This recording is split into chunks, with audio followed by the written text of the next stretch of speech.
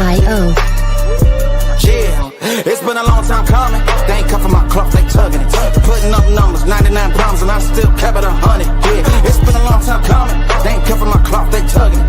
Putting up numbers, 99 problems, and I still kept it 100. Yeah, who don't play, play, play, play, who don't play. Music licensing reimagined. Play, who don't play, play, play, play, who don't play, play, play, who don't. Long time coming, black on the bottom of my feet from running. Cataracts under my eyes from hustling. Going from buying to selling to customers. Run up the business, God is my witness. Sun up the sun up from Monday to Sunday. We maxing our limits. My mind running like Tom Cruise on an action movie. Moving a mission, they say that I'm tripping. I've been told I need a vacation. I'm finessing a visit.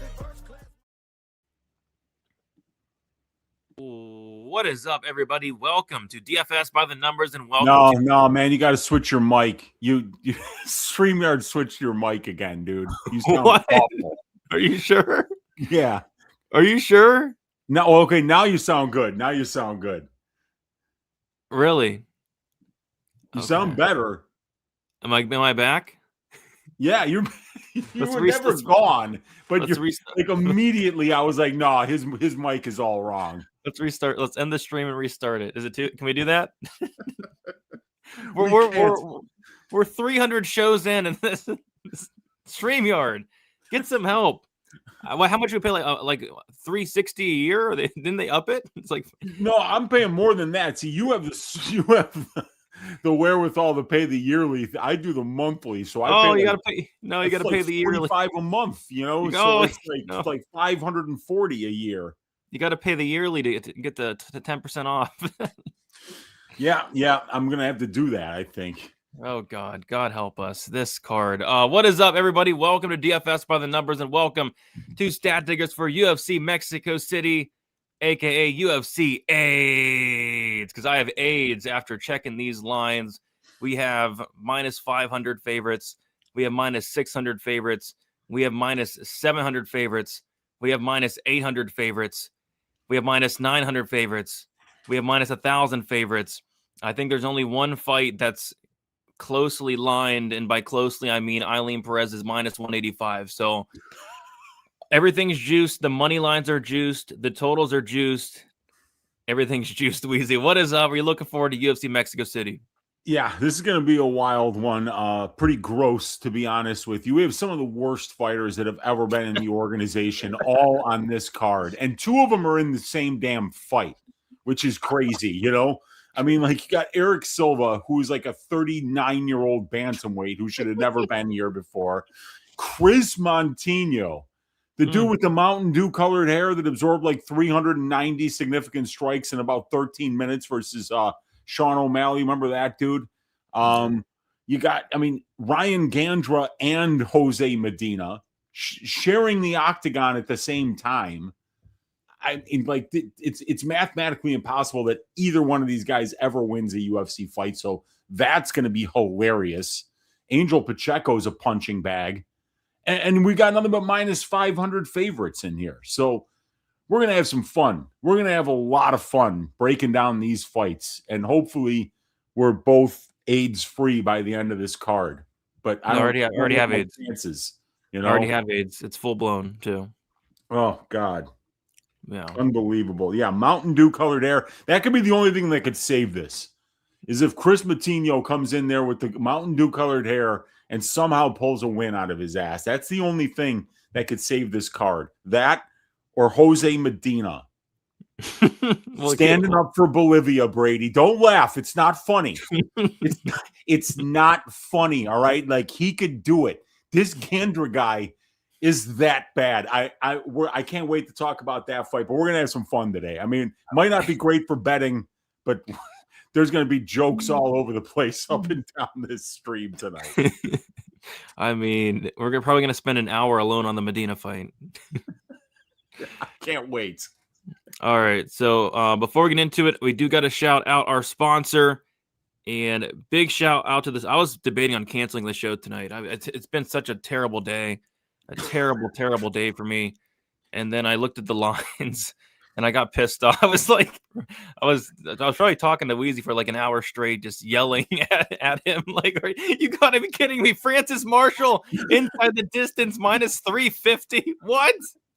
It's a featherweight fight. What are we doing?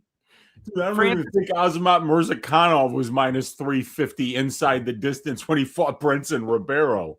Like, come on, give me. So it's been a rough day for me. It's been a very rough day.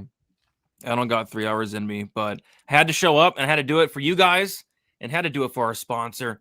Big shout out to our sponsor, Underdog Fantasy. Right now, if you are a new customer, you can get $75 in bonus funds when you play with your first $5 lineup using code DFSBTN. It helps me out, helps Weezy out, helps support the show, helps support Stat Diggers, helps support the live fight companion, and you get $75 in bonus funds. Please check it out and use that code DFSBTN. All right, Weezy, we're going to do a quick recap of UFC Houston, which also gave me AIDS, and I'll kick it off. It's been a rough start to the year for me from a betting perspective. It's like just nothing can seem to go right. Like my most confident plays are just not coming through. My most confident play was, Carla Giudice going out there and finishing Juliana Miller, and she kind of came close in the first round, but Juliana Miller hung in there. She took her moral victory, and she lost that fight. She had some moments. She put Giudice in some bad spots, but Miller showed a lot of toughness, and Giudice was not able to get out of there. So that one hurt. I guess the big bright spot for me was the Jocelyn Edwards fight. I had one unit on Jocelyn Edwards inside the distance at plus 300, and then I had a half unit on the fight ends by submission at plus 650. I think it was either my first or second biggest tracked cash since I've started tracking back in like 2018, 2019. It was like plus 6.25 units on that fight. And it was kind of interesting because we were watching it live on the Fight Companion, and Jocelyn Edwards slams down poor Nora Cornhole, and she like breaks her arm or something, and she like gets knocked down on the slam, and like she was done. Jocelyn proceeds to ground and pound her like 20 unanswered shots. She looks up the ref, and the ref's like, "Keep going, bitch." And Nora gets back up because she's so tough, and then Jocelyn jumps to her back and chokes her out. So it should have been a TKO. Like it should have been. I don't know who was reffing that fight. I think it might have been Jacob Montalvo.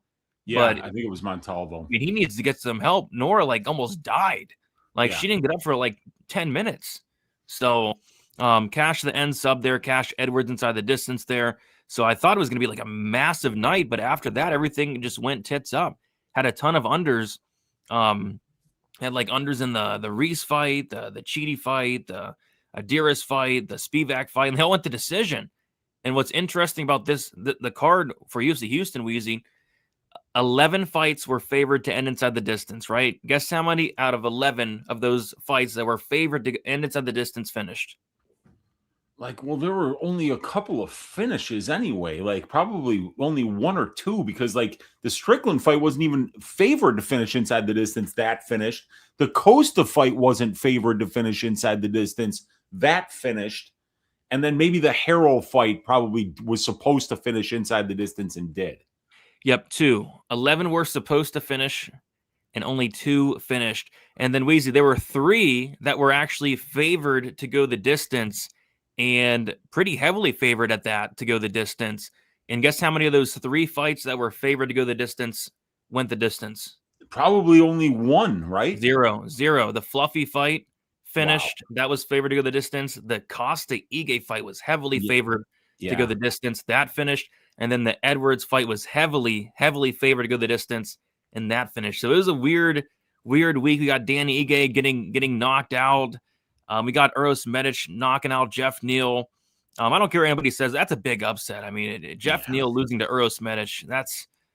I wouldn't be surprised if we didn't see Jeff Neal ever again. I mean, back to back, we're talking brutal knockout losses for Jeff Neal. I'm worried about Jeff Neal. We might not see him fight again. And if we do see him fight again, he might show up looking like Vicente Luque in there. I mean, the amount of damage this guy's taken these last 2 knockouts. But yeah, everything went pretty tits up. End of the night I had the Fluffy Hernandez same game parlay, Fluffy in the over 2.5. And Fluffy Hernandez goes out there and attempts. They give him 1 takedown attempt. I counted 0, but they gave him 1. So, yeah, I ended up losing 4 units somehow after cashing Jocelyn Edwards inside the distance and end sub because everything went tits up. I had the under in the Medic Neal fight, but I also had Neal by to win in rounds 1 or rounds 2. So just a weird card, frustrating card. It looked like a violent card on paper, but we had like, I think 10 decisions on it. Weezy, what were your thoughts on UFC Houston?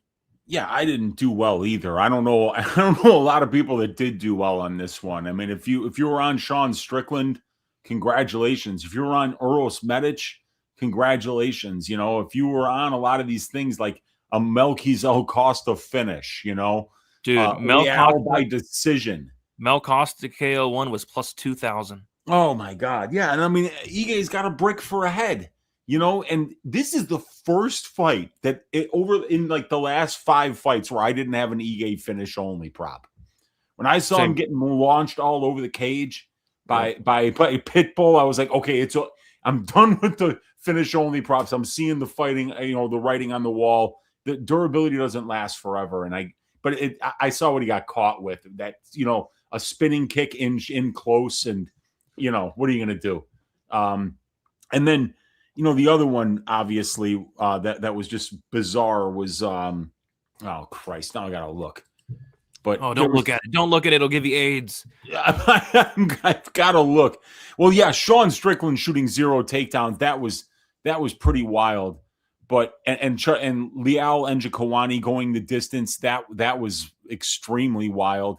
But the one that just kind of shocked me was, you know, Jordan Levitt versus Del Valle. You know, like, I'm looking at Twitter after that fight's over, and everyone's like, arrest Isaac Bulgarian. And it's like, you just figure that out now?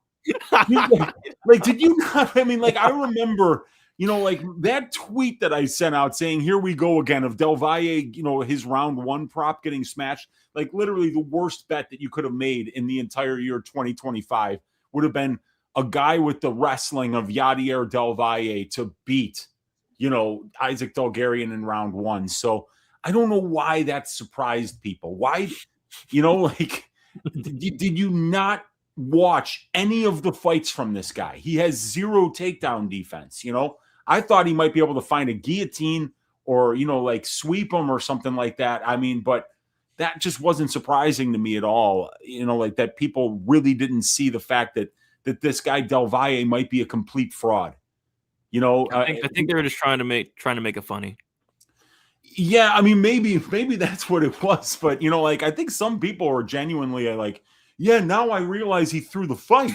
Like, no, man, you were supposed to see that, like, when he didn't run his legs when he had the double leg easily on Yadier right away. I mean, it was, anybody could have seen it. But yeah, this was a wild card, man. I mean, like, if you would have told me that Reese Pereira would have went to decision, Leal Njokuani goes to decision with 235 significant strikes landed combined, Anthony Hernandez shoots 0 takedowns, Jeff Neal gets knocked out in the first round, you know, Sergey Spivak outstrikes Ante Delia, you know. I mean, Jacoby Smith's a blue chip prospect, and he went out there and he got a finish. But even that, you were telling me that, like, Harrell knocked himself out, like, trying to go for a takedown, his head hit the ground, and then Kerry Hatley didn't realize he was out. Terrible. You know, and then the cornhole thing, like, we were watching that live, and I'm like, she's out on her feet. Stop the fucking fight. I didn't even realize that she had hurt her shoulder, but she was knocked out too. There was one point where she was, like, literally being held up by Jocelyn Edwards, and her eyes were closed. She was out on her feet. And I mean, so, like, this was a really difficult card to watch. And I know a lot of people got rinsed, including me. I only had one bet that cashed. I cashed the over 1.5 rounds for the Ro Labozniani fight.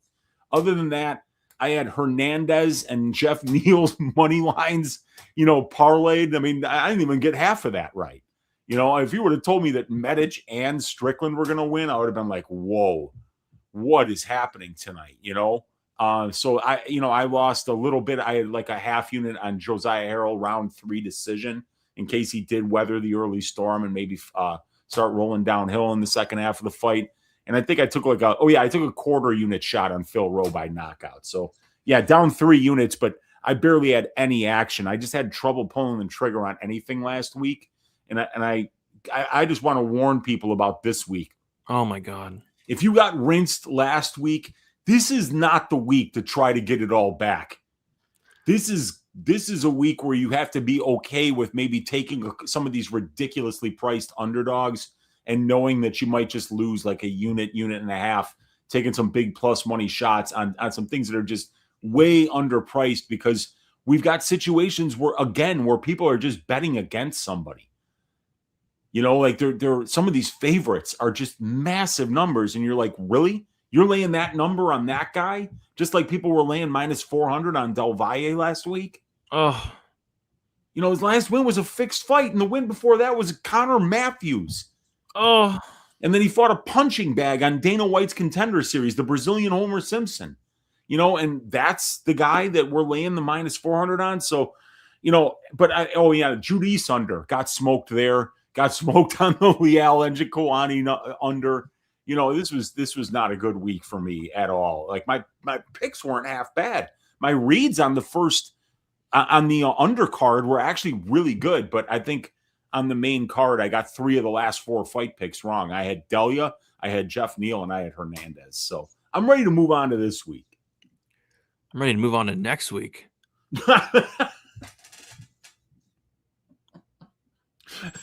Hear you, dude. That's like I tried to put together a parlay yesterday of my 2 favorite spots on the card, right? It came out to minus 164. I'm like, you gotta be kidding me. And then today I checked it again. Earlier today, I was like, okay, maybe I'll just bite the bullet and pull the trigger on the minus 164. Moved to minus 180. I'm like, nah. And then I just checked it a second ago, Weezy. It was like minus 201. Yeah. It keeps getting worse and worse. How am I supposed to a 2-leg parlay for minus 200? What are we doing here? What are we doing? All right. And by the way, if you guys are watching on X, please do me a huge favor. They're I don't know if it's StreamYard or X, but somebody's messing up, and it's just a big mess. If you guys could hit the retweet for us, if you guys are watching on X, so it can show up. It's having trouble showing up on X for some reason, which sucks because a lot of viewers do watch on X. If you guys are watching on X, please be sure to hit the retweet. We do appreciate that quite a bit. If you guys are watching on YouTube, please be sure to hit the like button. We do appreciate that as well. All right. We're going to go right through the chat rapid fire, guys. Elijah One, what's up? Let's go. Jeff Neal, sober for 100 days. There's a lesson there somewhere. Yeah, apparently keep doing cocaine. You won't get knocked out. Just look at Juan Camilo Ronderos. He did. Actually, no, he didn't do too well. It didn't work well for him. It did not work well for I don't know. It's a tough situation. And by the way, you guys can vote to see who needs to get some help. Yadier Del Valle, Jeff Neal, Anthony Hernandez, or Kerry Hatley are the 4 options this week. Get some help, Yadier Del Valle. No, you're Yadier Delia. Oh, Yadier and Delia. Yeah, I mean, Delia should get some help too. I was watching that. It literally looked like Del Valle threw the fight and bet against himself. He had Spivak dead to rights in the second and like clenched up instead of throwing a couple more follow-up shots. Oh, God.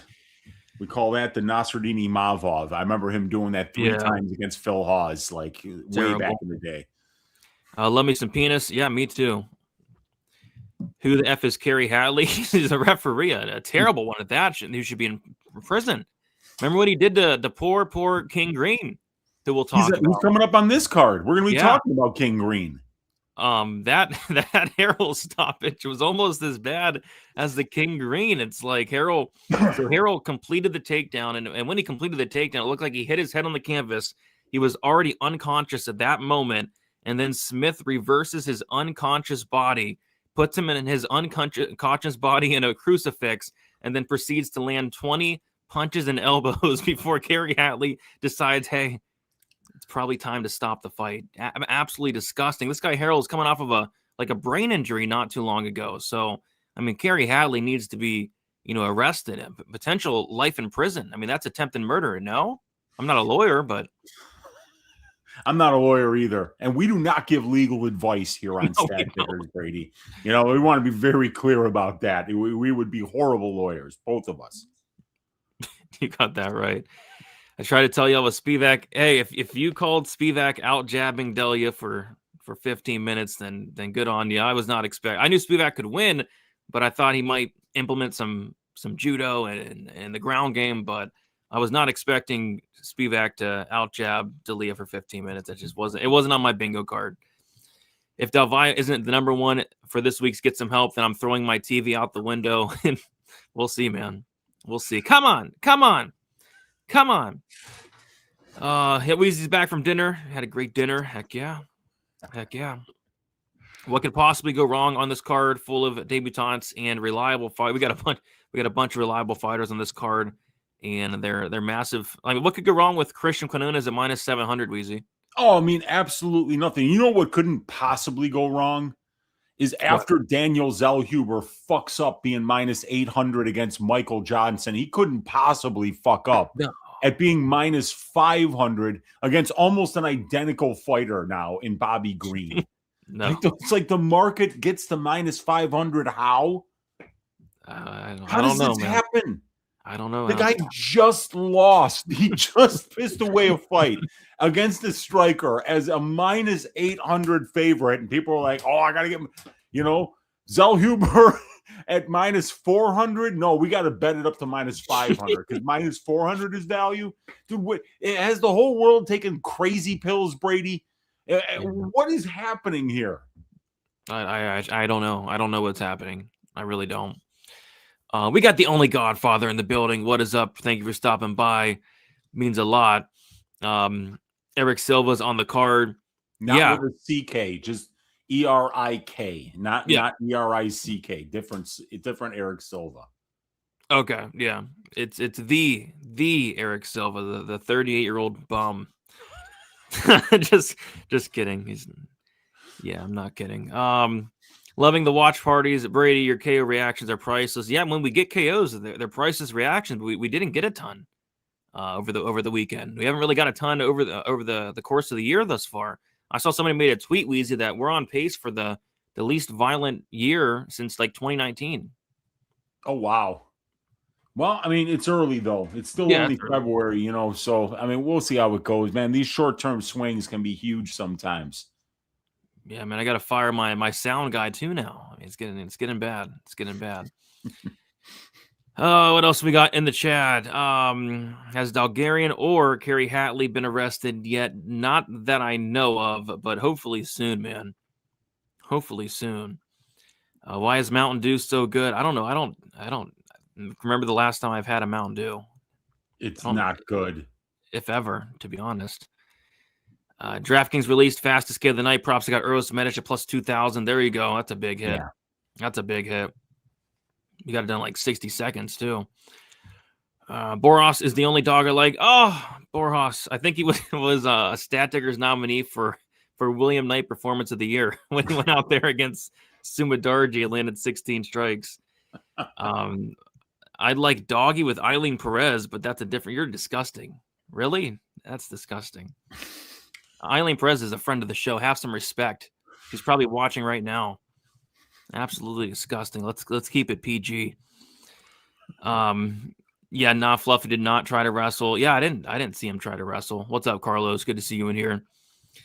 Eros Medic and Terrence McKinney are my two targets for fastest KO of the card specials. Rightfully so, man. Yeah. This guy Medic 100% finish rate.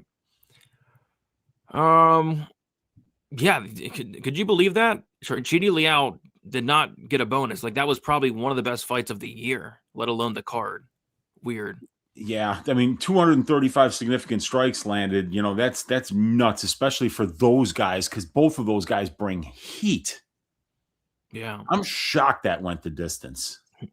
Yeah, and JB brings up a good point. Chidi was a great nail for once. Agreed. This guy ate upwards of 150 significant strikes and didn't quit. So shout out to Chidi, showing a lot of heart, even at like 37 years old. Good for him. Chat, we need more likes. We should be at 100. I don't know if many people are excited for this card, to be honest. I don't know if we're going to get 100 likes. I like Rodriguez, Luna, and Martinez. So Rodriguez, Luna, and Martinez. That's probably going to come out to Probably come out to maybe close to even money. I think that's the San Diego Padres infield, actually, that you were just naming there. Oh, okay, I got you. Yeah. I don't know. Well, maybe it is Mexico City. My bad. It's my bad. It's your bad. We got Dan from Half the Battle. Smash the like button for my brother Brady, Uncle Weezy. What is up, Dan? Good to see you in here. I was on Dan's show last week. We had a lot of fun. Yadier Delvine needs unequivocal help immediately. Yeah, Delvine needs help. I mean, so many people need help, man. It's bad. It's very bad. Cocaine's the best base for not getting brutally KO'd, apparently. I don't know about that, I don't know about that because, you're more likely to be like shooting off your mouth in ways that you probably shouldn't be if you're on that stuff, and you might wind up getting slept, if you do it to the wrong person. So I don't know about that, JB. Delvine didn't throw the fight. He was overrated, as I always thought. I mean, you're 110% right. People are actually saying that Delvine fixed the fight and threw the fight. No, he's not that great. Brady, careful how you pronounce. You love penis. You're making it too easy for AI. No, the fighter penis. Obviously, I have a wife and a kid. I'm not gay. I guess people know something about Spivak line changing so much. Yeah, there was definitely some late line movement on Spivak. King Green at plus 500 worth a shot. We'll talk about that fight. But yeah, Zellhuber has a big favorite. What can go wrong? What could go wrong? You guys will bounce back, stay locked in. Yeah, like I want to bounce back after last week, but it's like, what? How? with the bet on Jose Medina? Like what? What? Right? 7.1 units on Francis Marshall to try and win one. Hey, now we're talking. Now we're value. Got some value there. Feeling Borjas as well this week. What's his nickname? He's the El Gallo Negro, which means the black cock, or the black rooster. Rooster, cock.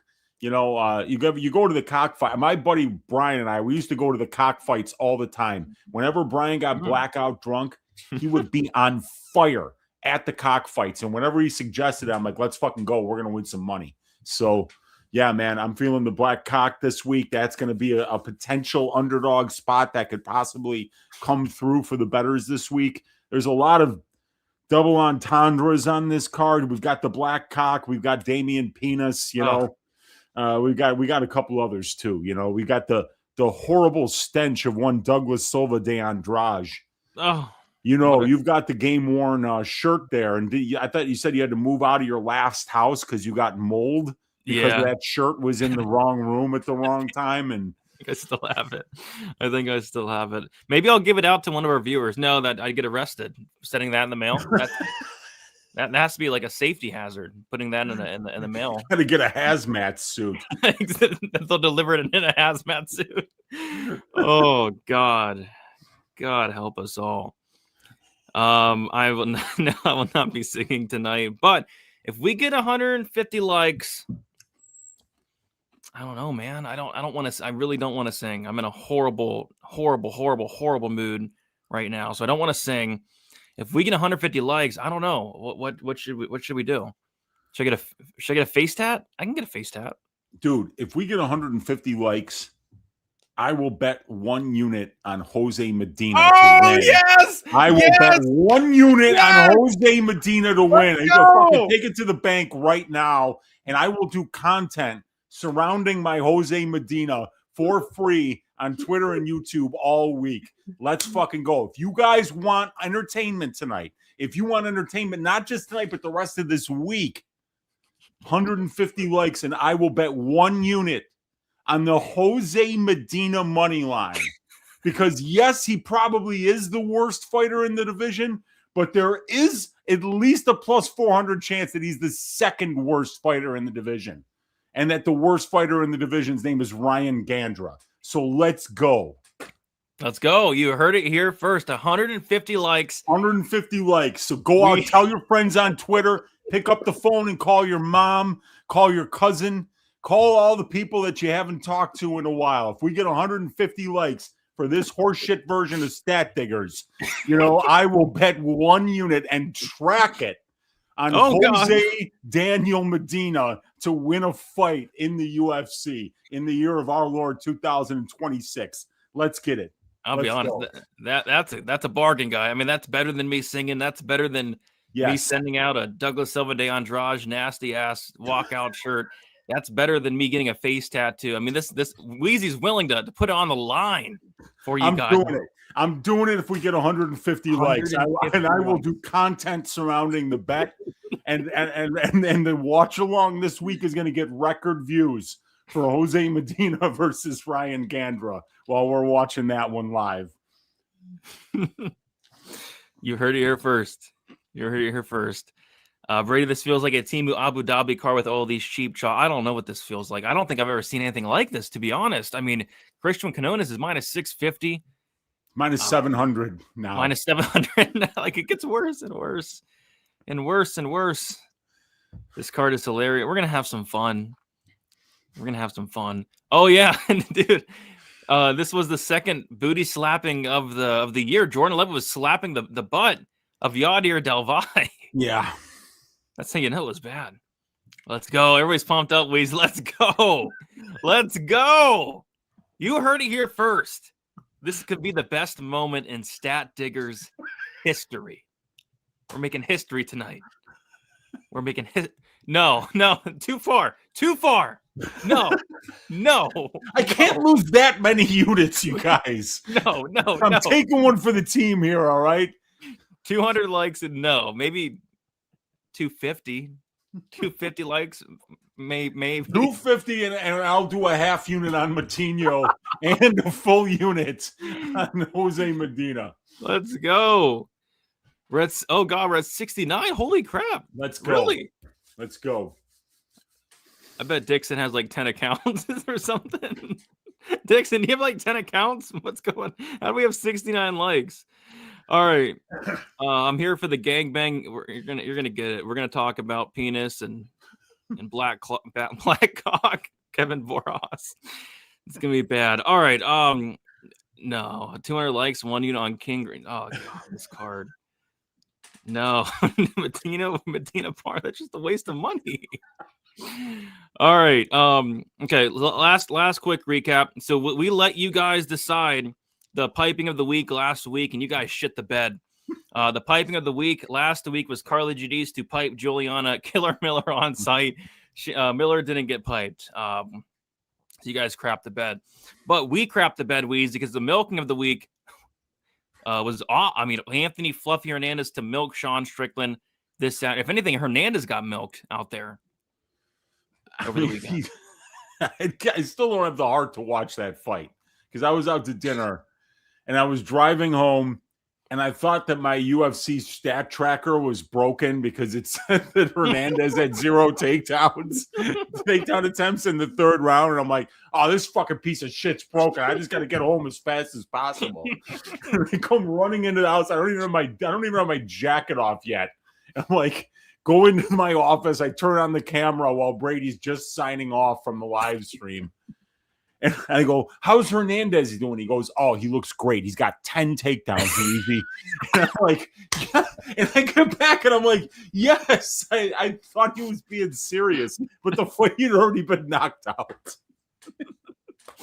I was commentating the fight and I was like 2 minutes in. I'm like, is he hurt? Like, what's going on, Fluffy? You've never fought like this, like ever. So yeah, he had to have been hurt, right? Was there anything official? I mean, if he's shooting 0 takedowns in 3 rounds, he's got to be hurt, right? No, the game plan was to go out there and point fight with Sean Strickland. Oh, okay. That's brilliant.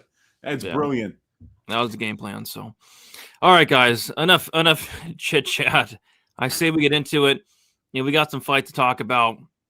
And Wheezy, we're going to start with the first fight of the night. And we are going to start with some penis. We got Damian Pinas going against Wes Schultz. We got Damian Pinas, 23 years old, 6'1" with a 79-inch reach. Wes Schultz, 29 years old, 6'2" with a 77-inch reach. Pinas is 6 years younger. Pinas is going to have a 1-inch height disadvantage and Pinas is going to have a 1 or 2 inch reach advantage. Pinas is 4-1 in his last 5 fights. He had a knockout win on the Contender Series against Vitor Costa, and then Wes Schultz is 4-1 in his last 5 fights. He had a Contender Series fight. The first one was against Mansour Malik, got knocked out in the second round. And then in his last fight, he got a Soliev stretch in the first round of his second Contender Series fight. So, yeah, like I said, I'm a big fan of Pinas. I like the guy. This guy's only 23 years old. This guy can knock down a house with his fist. I mean, this guy hits extremely hard. But on the other side, you got Wes Schultz, who, if he gets the fight down to the mat, he's a very, very dangerous grappler.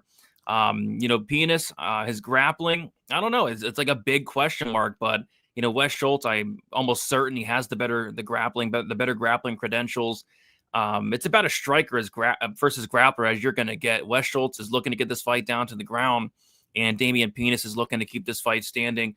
I think Pinas is live to knock out Wes Schultz, who has horrible striking defense and not much striking in general.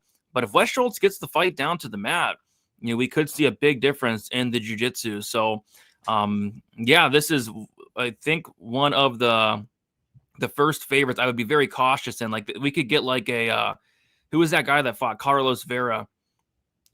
Oh, Josias Musasa. We could get like that type of situation where, Musasa, this looks like a big, scary guy that hits very hard. But if this fight hits the mat, it could be over shortly after. So, a couple spots that interest me here would be like the under 1.5, even though it's completely juiced, or maybe like a Wes Schultz first round submission, depending on the line. But I think the more likely scenario is Pinas probably finding that knockout. Weezy, what are your thoughts on this fight?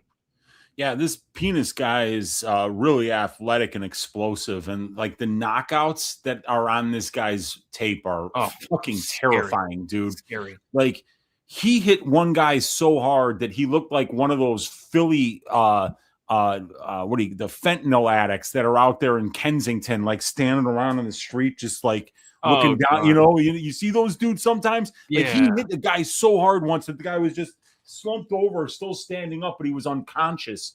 It was weird. And then that knockout on Dana White's Contender Series was amazing. The Johnny Gregory one, I think, was the one that made him look like a fentanyl addict. This guy's hitting people and they go away, and that's going to be kind of where I think MMA is making that shift now that it's become such a popular sport. Some of these guys that would have been playing other sports like basketball or football are now finding that this is a potential path to make a lot of money as well. You could be elite when you have that natural athleticism and explosiveness that Pinas has. Sorry, keep going. No, you know what? I got to stop with this. I'm going to start calling him DP, because that couldn't possibly stand for anything disgusting or sexual. So, DP could really hurt somebody. Mm-hmm. Yeah. He could. DP could really hurt you guys. Oh God, it could. All right. So, like, God, this is terrible. This is horrible. What are we doing here, man? Let's cancel the show. It's canceled. Oh, man, we gotta stop with the fucking low-hanging double penetration fruit and the penis talk. That's how you pronounce his name, though. I know. Oh God. But you know what? Schultz a good grappler, dude. And he's so funky and weird in there. Like a lot of Wait a second.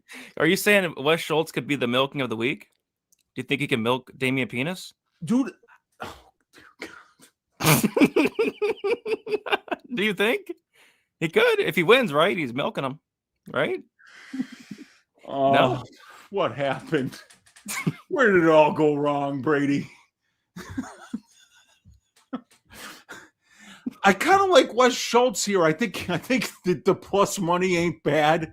I think that he's tricky on the feet. He's got good wrestling. He's got very aggressive jiu-jitsu. He could potentially milk Pinas and find a finish here, against DP, who can hurt you. So, yeah, I think that the value side is probably Wes Schultz here. Yep. Yeah. Yeah. So Pinas open. Oh my gosh, Pinas opened up minus 525, currently minus 253. As far as Wes Schultz opened up plus 410, currently plus 213. And yeah, that was way too wide because, Schultz has a path here. Like, if this fight hits the mat and you're laying minus 250 on Pinas, you're going to be sweating. You're going to be sweating that bet on Pinas. Yeah. The over-under. If Schultz gets this guy down, he's going to jerk him off. The over-under set at 1.5 rounds. The over 1.5 plus 157. The under 1.5 is minus 180. I think this is the most juiced under on the slate, on a slate full of juiced unders.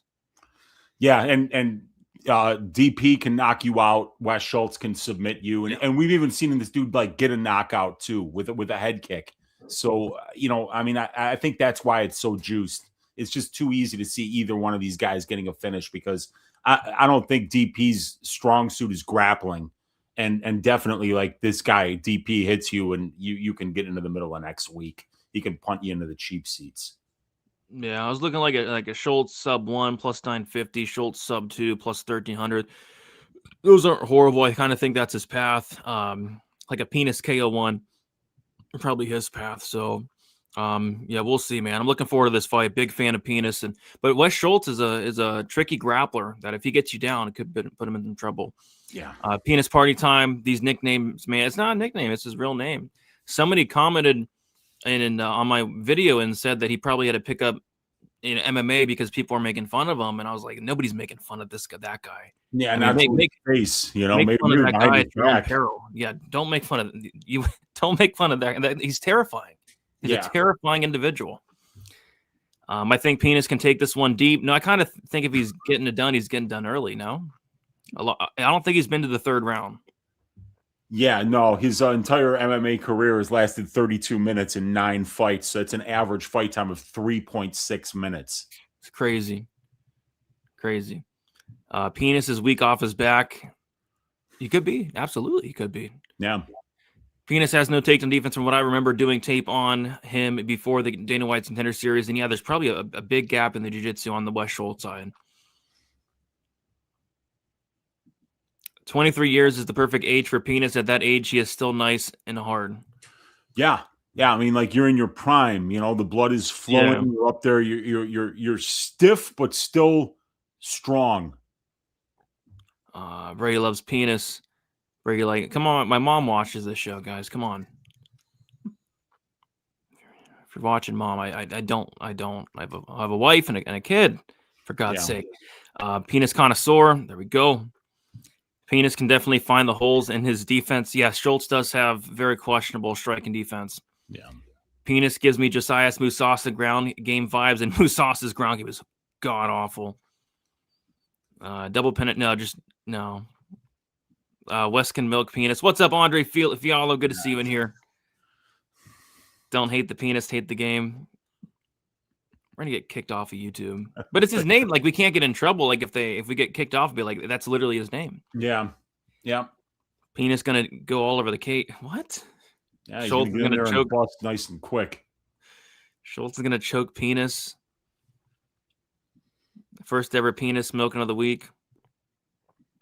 Come on, no Dan Hooker. Dan Hooker's a nice guy. Sweating that Pinas. Oh boy. Maybe Pinas pipe Schultz.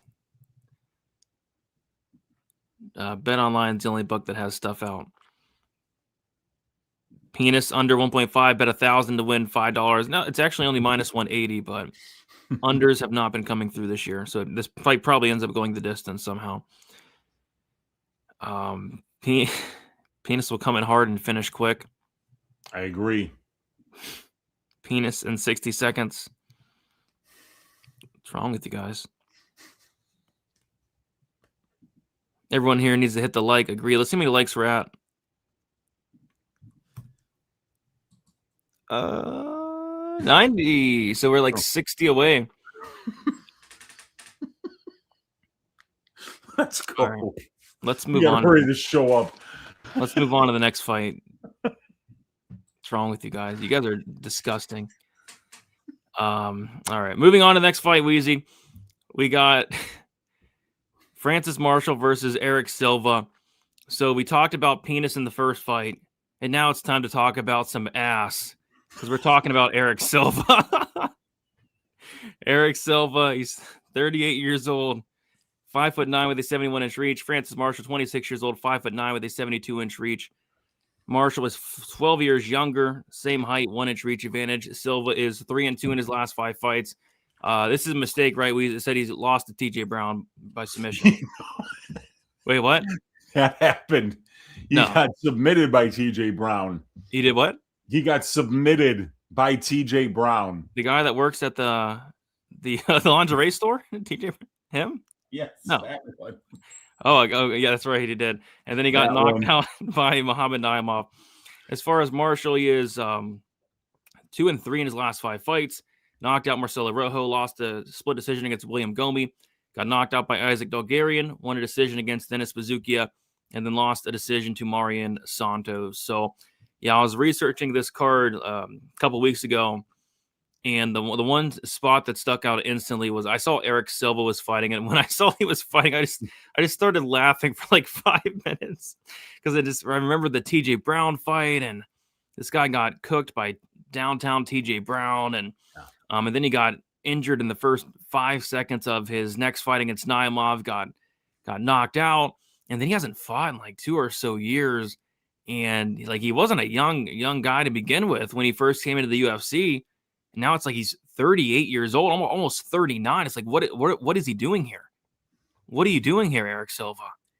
So I thought he got cut. I thought he retired, but they put him on this card for some reason. And Francis Marshall is the biggest favorite on this card, Weezy, and rightfully so. Like this doesn't really make much sense. But yeah, Marshall minus 710 now. I think, yeah, biggest on a card full of big favorites. Looks like he is the biggest favorite on the card. Yeah, and I mean, it would be really surprising if he lost because this guy, Silva, he should have never even been here to begin with. This guy was fighting in Lux Fight League. He was fighting like the lowest of the low competition. He's a 35-year-old. Was he I've seen remember him being actually a bantamweight before, but I think he moved up to featherweight. But even if he didn't, like, you know, this guy lost to TJ Brown. He got a win over Anvar Boynazarov on Dana White's Contender Series. And Boynazarov is a pure, you know, kickboxer who's like probably could make atom weight. You know, like I saw that guy. I'm like, you got to be kidding me, right? This guy made like Zaruk Adashev look big, you know? So I don't know what the hell this guy got in there for, but he was already like 35 when they signed him. He's fought once in the last 3 years. He's a grappler, but he's not really a very good wrestler. And his coach was his dad, you know? So I don't know what this guy's doing here. He's going on 39 years old now. In March 16th, he will be 39 years old, and he's had 1 fight in the last 3 years. Now, Marshall, he hasn't fought in almost a year, which is kind of troubling. He lost that split decision, though, to Myron Santos, and Myron Santos is the real deal. You know, that guy has got a really bright future in the organization. He's going to be really difficult to win minutes and moments again at distance striking range. But, you know, Marshall, he could probably do this however he wants. He could wrestle and win minutes. He could win minutes on the feet. He's just better than this guy everywhere. I mean, I went back and watched the TJ Brown fight, and TJ Brown looked like Mike Tyson on the feet versus this guy in the first round. Like Brown was like piecing him up. Like, holy crap, dude. Yeah. So yeah, like I said, it stuck out to me. I messaged you like 2 weeks ago. I said, listen, Francis Marshall inside the distance is going to be a generational wealth spot. You know, I think a lot of people are going to expect, you know, Marshall, who's, you know, hasn't really finished many people in the UFC, only one to win by decision. We're going to get Francis Marshall to win inside the distance at plus money, right? Wrong. Yeah. Francis Marshall inside the distance is sitting at minus 350. Yeah. And I mean, it's going to hit probably, but you can't lay minus 350 on a finish prop in a men's featherweight fight. It's just unheard of. Something you can do. But this guy Silva is probably just showing up for a check at this point. The dream's over. I have a question. 39-year-old featherweight. I have a question. Huh? If Silva hurts himself on the walkout, does that inside the distance and under come through? No, man, you actually had the fight has to start. Yeah, man. So to The fight avoid. has to start. Dang it. Because my prediction is he actually gets hurt during the walkout. He might, dude. This guy could get hurt getting a haircut. Judging by his hair, I don't think he gets many of those. Dude, like they go through one hair and he's like, ow! I don't like his chances to win a fight in the UFC, man. I just don't. No, so I can't believe they're letting a couple people on this card, but he's one of them. I think most of these totals this week are set at 1.5. The over 1.5 in this fight is minus 120. The under in this fight is plus 100. Typically, I would lean over for a Marshall fight, but I don't know if I could even count on Silva lasting 7.5 minutes. So this guy knocked himself out in the last fight.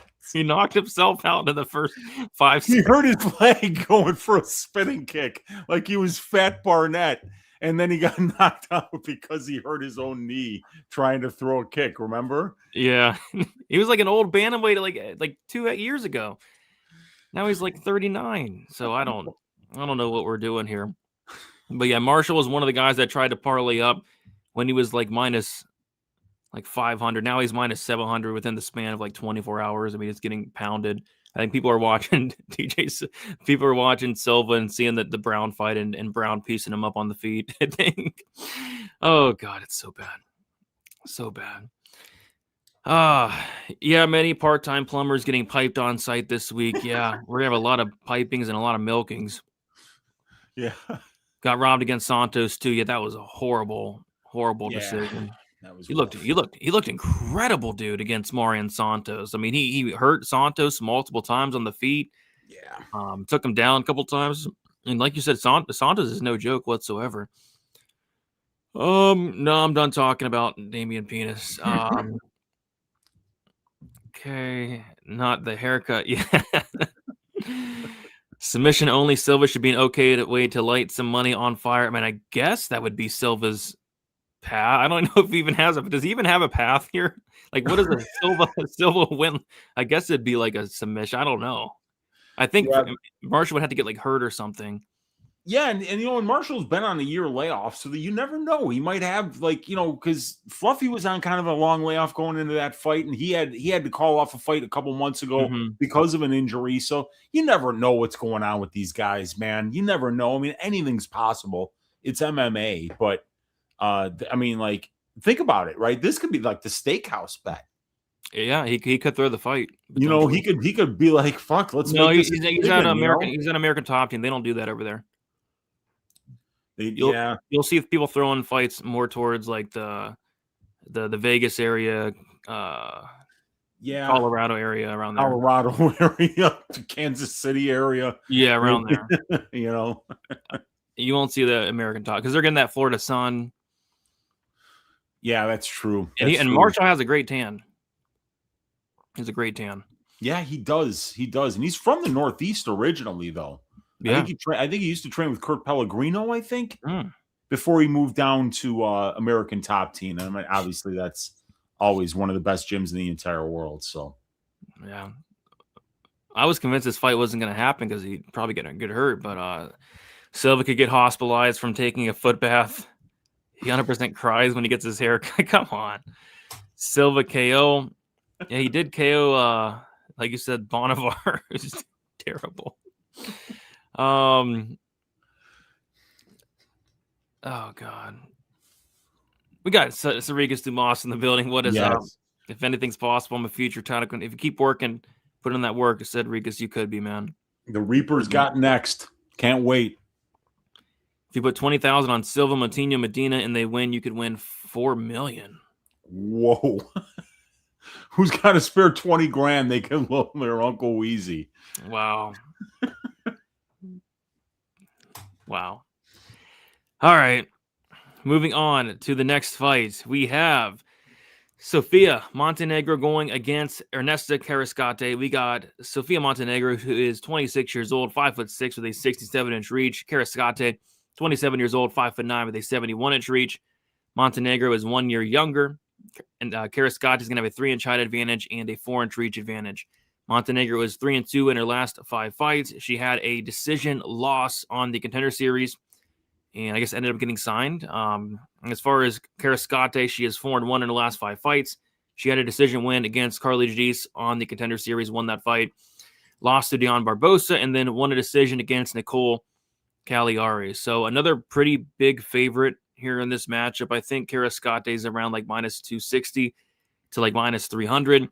And yeah, I mean, I don't know if I'd lay minus 300 here, but I do like her to win. You know, she has elite volume, elite cardio. Her takedown defense is pretty good. And what I think is going to go good for her in this matchup is just the fact that Montenegro is just so hittable. She's tough. She's durable. She has heart. She's a dog, but you know, she has some of the worst striking defense I think I've ever seen in her in my entire life. She doesn't move her head one bit. And she she bleeds so easily. Like I'm watching some of her fights and like the fight didn't even start and she's bleeding. It's like, why are you bleeding, Sophia? Like she's bleeding in every single fight. So yeah, I think Kareckaite is going to maybe put up a significant strike record here on her face. But yeah, Montenegro could make this competitive in terms of she's going to come forward. She has really good combinations. And she does have the power advantage here, even though it's Kareckaite with the nickname Heavy Hands for some reason, when she has like a 30% finish rate, worst on the card. So, yeah, Kareckaite for me by decision, but minus 300 in some WMMA in a fight that's going to decision. You know, I don't know. Yeah, I mean, like heavy-handed, you know, it's more like limp-wristed, right? I mean, it's just she doesn't have any power. She's skinny as a rail. She's a former swimmer, you know, so she's got great cardio and great pace and great output, but I just don't think she's going to be landing heavy shots. And the problem is that even though she's going to be taller and longer than Montenegro, she's 3 inches taller. She's got a 4-inch reach advantage. You know, Montenegro is just going to walk forward, and she's clearly very durable. She took a ton of big shots from Chavez when they fought, but she also landed a lot of really heavy shots. And you know, if Ernesto doesn't get this woman's respect at some point in this fight, I think it's going to be really close. And even like the plus 3.5 points handicap, that's minus 120 for Montenegro. So they're giving her more than a 50% chance to either find a finish or win one round, you know, win one round. And that's pretty good considering that her money line is like plus 240. You know, there's probably some value there because I don't think Ernesto is going to like the pressure, number one. Number two, I think that Sophia probably hits harder. So, like I said, you know, and she could potentially find a takedown or two. Cagliari got 3 takedowns. Diani Barbosa took her down a couple times.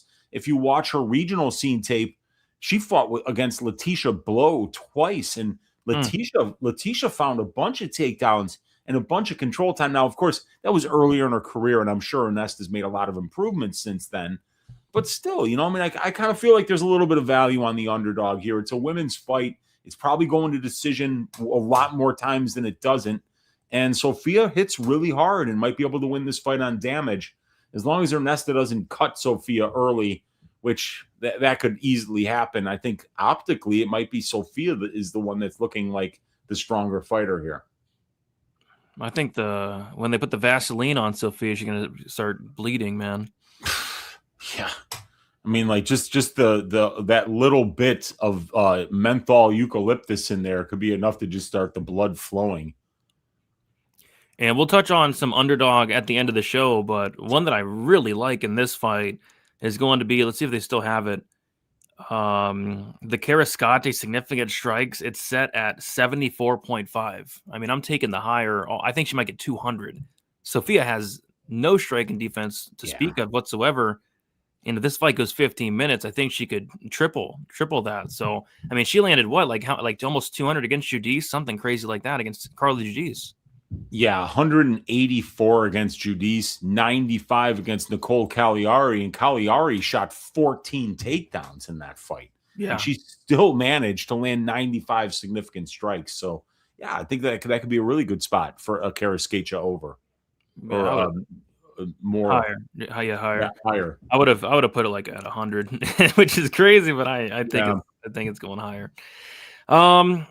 Let's see here. What are you guys liking for this fight? Anything? Oh yeah, by the way, some money is coming in on Montenegro. Oh my gosh, yeah, it is. So Montenegro opened at plus 285. Wheezy, she's currently plus 220. As far as Kareckaite, she opened at minus 325. She's currently minus 260. So money is coming in on Montenegro, and yeah, this could be a split decision type fight where Kareckaite is bringing the volume, but Montenegro, she's bringing the bigger shots, having the bigger moments, because she does have some pop on her punches, whereas Kareckaite, even though her nickname is heavy-handed, I mean, somebody should tell her to change it. I mean, she has the worst finish rate on the card.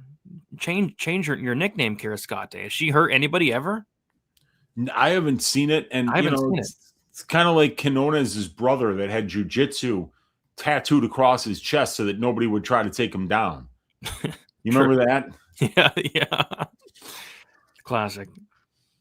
Dumas got that dog in him for real. Yeah, he does. What's Marshall by sub? Marshall by sub last time I checked was like minus 135. So it's got a minus number next to it. Yeah. Sophia has the worst strike and defense I've ever seen. I think it's up there with like Chris Moutinho level strike and defense for sure. Oh, he brings it. Have you seen Chris Moutinho? Yeah, it's tough. It's between them two. Yeah. For the worst strike and defense. We got Eileen Perez's butthole. By the way, we're going to talk about some Eileen Perez later. Don't yes, we are on the under here. I mean, maybe. Kareckaite is just not a finisher. Maybe there could be like a cut stoppage due to, Montenegro's face bleeding, but I don't know. What is the under? I'm sure the over is completely juiced to the tits. The over, 2.5 is minus 330, and the under is plus 267. So yeah. Have you seen Sophia? I've seen Sophia. Yeah, the defense is not good. Nina Montenegro by decision in her last fight to turn $20 into $1,000. Ref told her to work when she was on top with 30 seconds left, and she thought she thought it meant to get up and lost. Yep, she was like 30 seconds away from winning that fight. Uncle Weezy, 101 likes and counting. I'm honored to help such an epic Stat Diggers. It's going to be the best moment, not only in Stat Diggers history, not only in YouTube history, in American history. That's right. Weezy goes out there and puts a stand to it. He says, all right, enough's enough. These lines are too juiced. And what are we going to do about it? We're going to take a 1-unit shot on Jose Medina, but only if we get 150 likes. Yeah, because somebody has to stand up for MMA bettors. Yeah. Somebody has to stand up for what's right, Brady. Yep. Somebody has to stand up for America. You know what? If that's got to be me, I'll do it. But minus 550 on Ryan Gandra, not in my country, Brady. Not under the 50 stars and the stars and stripes that symbolizes this beautiful country where this kind of shit shouldn't be happening. No. I'll do it. I'll fucking do it. You don't think I will, but I'll do it. I mean, you got to do it. Track. You'll go to, and I'll make it a free bet so that you can go to Bet MMA Tips and you can see everybody, all the names that are betting on Ryan Gandra, and then on the right, and under Jose Medina's ugly picture, it'll say Uncle Weezy, 1 unit, plus 400. You know why? Because that's what heroes do. And all we ask is 150 likes. So run them up. If you go look at it right now, I saw Eric on the Marshall Eric Silva fight. All you have is Marshall, like hundreds of Marshalls. I don't think any Silvas. I didn't check them. Get it to plus 2,000 before somebody. How many likes to bet on Eric Silva? Oh, I don't know, man.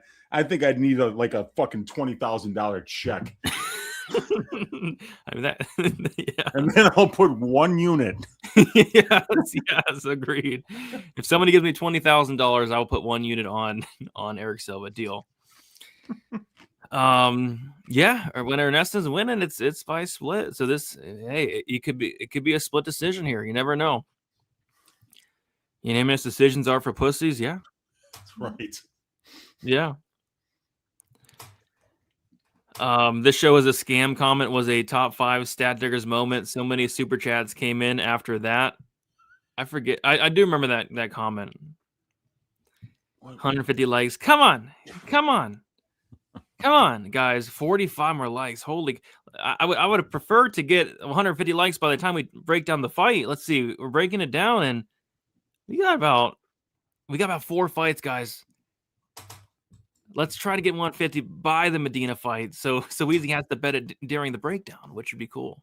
Yeah, that would be cool. I think that'd be a lot cooler. And then what I'm going to do is I'm going to put it out on Twitter. I'm going to say free bet, 1 unit, Jose Medina, and then underneath it, I'm just going to write "fuck you," and then there'll be a picture of Jose Medina underneath the "fuck you" hashtag UFC Mexico City. That's what it's going to be. If you make that tweet, it's going to go viral. It's going to be It's going to be your most viewed tweet you've ever put out. We got to make it happen. All we're asking is for 150 likes, which would be a record, I think. And for this card, it will be a miracle if we did it. It would be. Brady and Wheezy, please tell the DJs in the chat, hands off Sophia. She's wearing a chastity belt, and I only have the heart-shaped key to open it, and she's my future wifey. Well, you heard it. Literally 178 people here. Need 40 of y'all to click it. Yeah, man. We also got like 130 on X right now. You know, let's get on YouTube and hit that like button. Marshall with the way this year's going, Marshall will take Eric Silva to decision and piss everybody off. And land 350 significant strikes, and Silva will be dead by the end of the fight, but it will still be called a decision. Silva will have 2 sprained ankles, broken arm, and a neck brace by the time he gets out of there. Josiah Harrell will be cage side going, "Stop the fight! For the love of God, stop the fight!" Oh, let's see. Yeah, man. This could be the most important moment in world history, Uncle Weezy. Yeah, man. Paul Revere, Christopher Columbus sailing the ocean and discovering America because nobody had ever been here before that. People, like Winston Churchill, like some of the greats, and I'm better than all of them. Yeah. And that's not being hyperbolic at all, Exactly. It's a big moment. Sorry, I'm late, guys. Just finished counting my losses on Del Valle. Yeah, I'm sure a lot of parlays got ruined with Del Valle. A lot of people really upset with them. And I didn't even end the poll. I forgot to end the poll, Weezy. Yeah. All right, let's end this poll. 165 votes. Holy crap. Well, that's a lot. We have 183 watching. We had 165 votes. So, everybody voted pretty much. All right. In 4th place, the man who thought it'd be a great idea, Weezy, to go out there and try to outpoint Sean Strickland for 25 minutes. Anthony Hernandez at 11%. In 3rd place, a guy who let another guy coming off of a brain injury take another brain injury, Kerry Hatley, with 19%.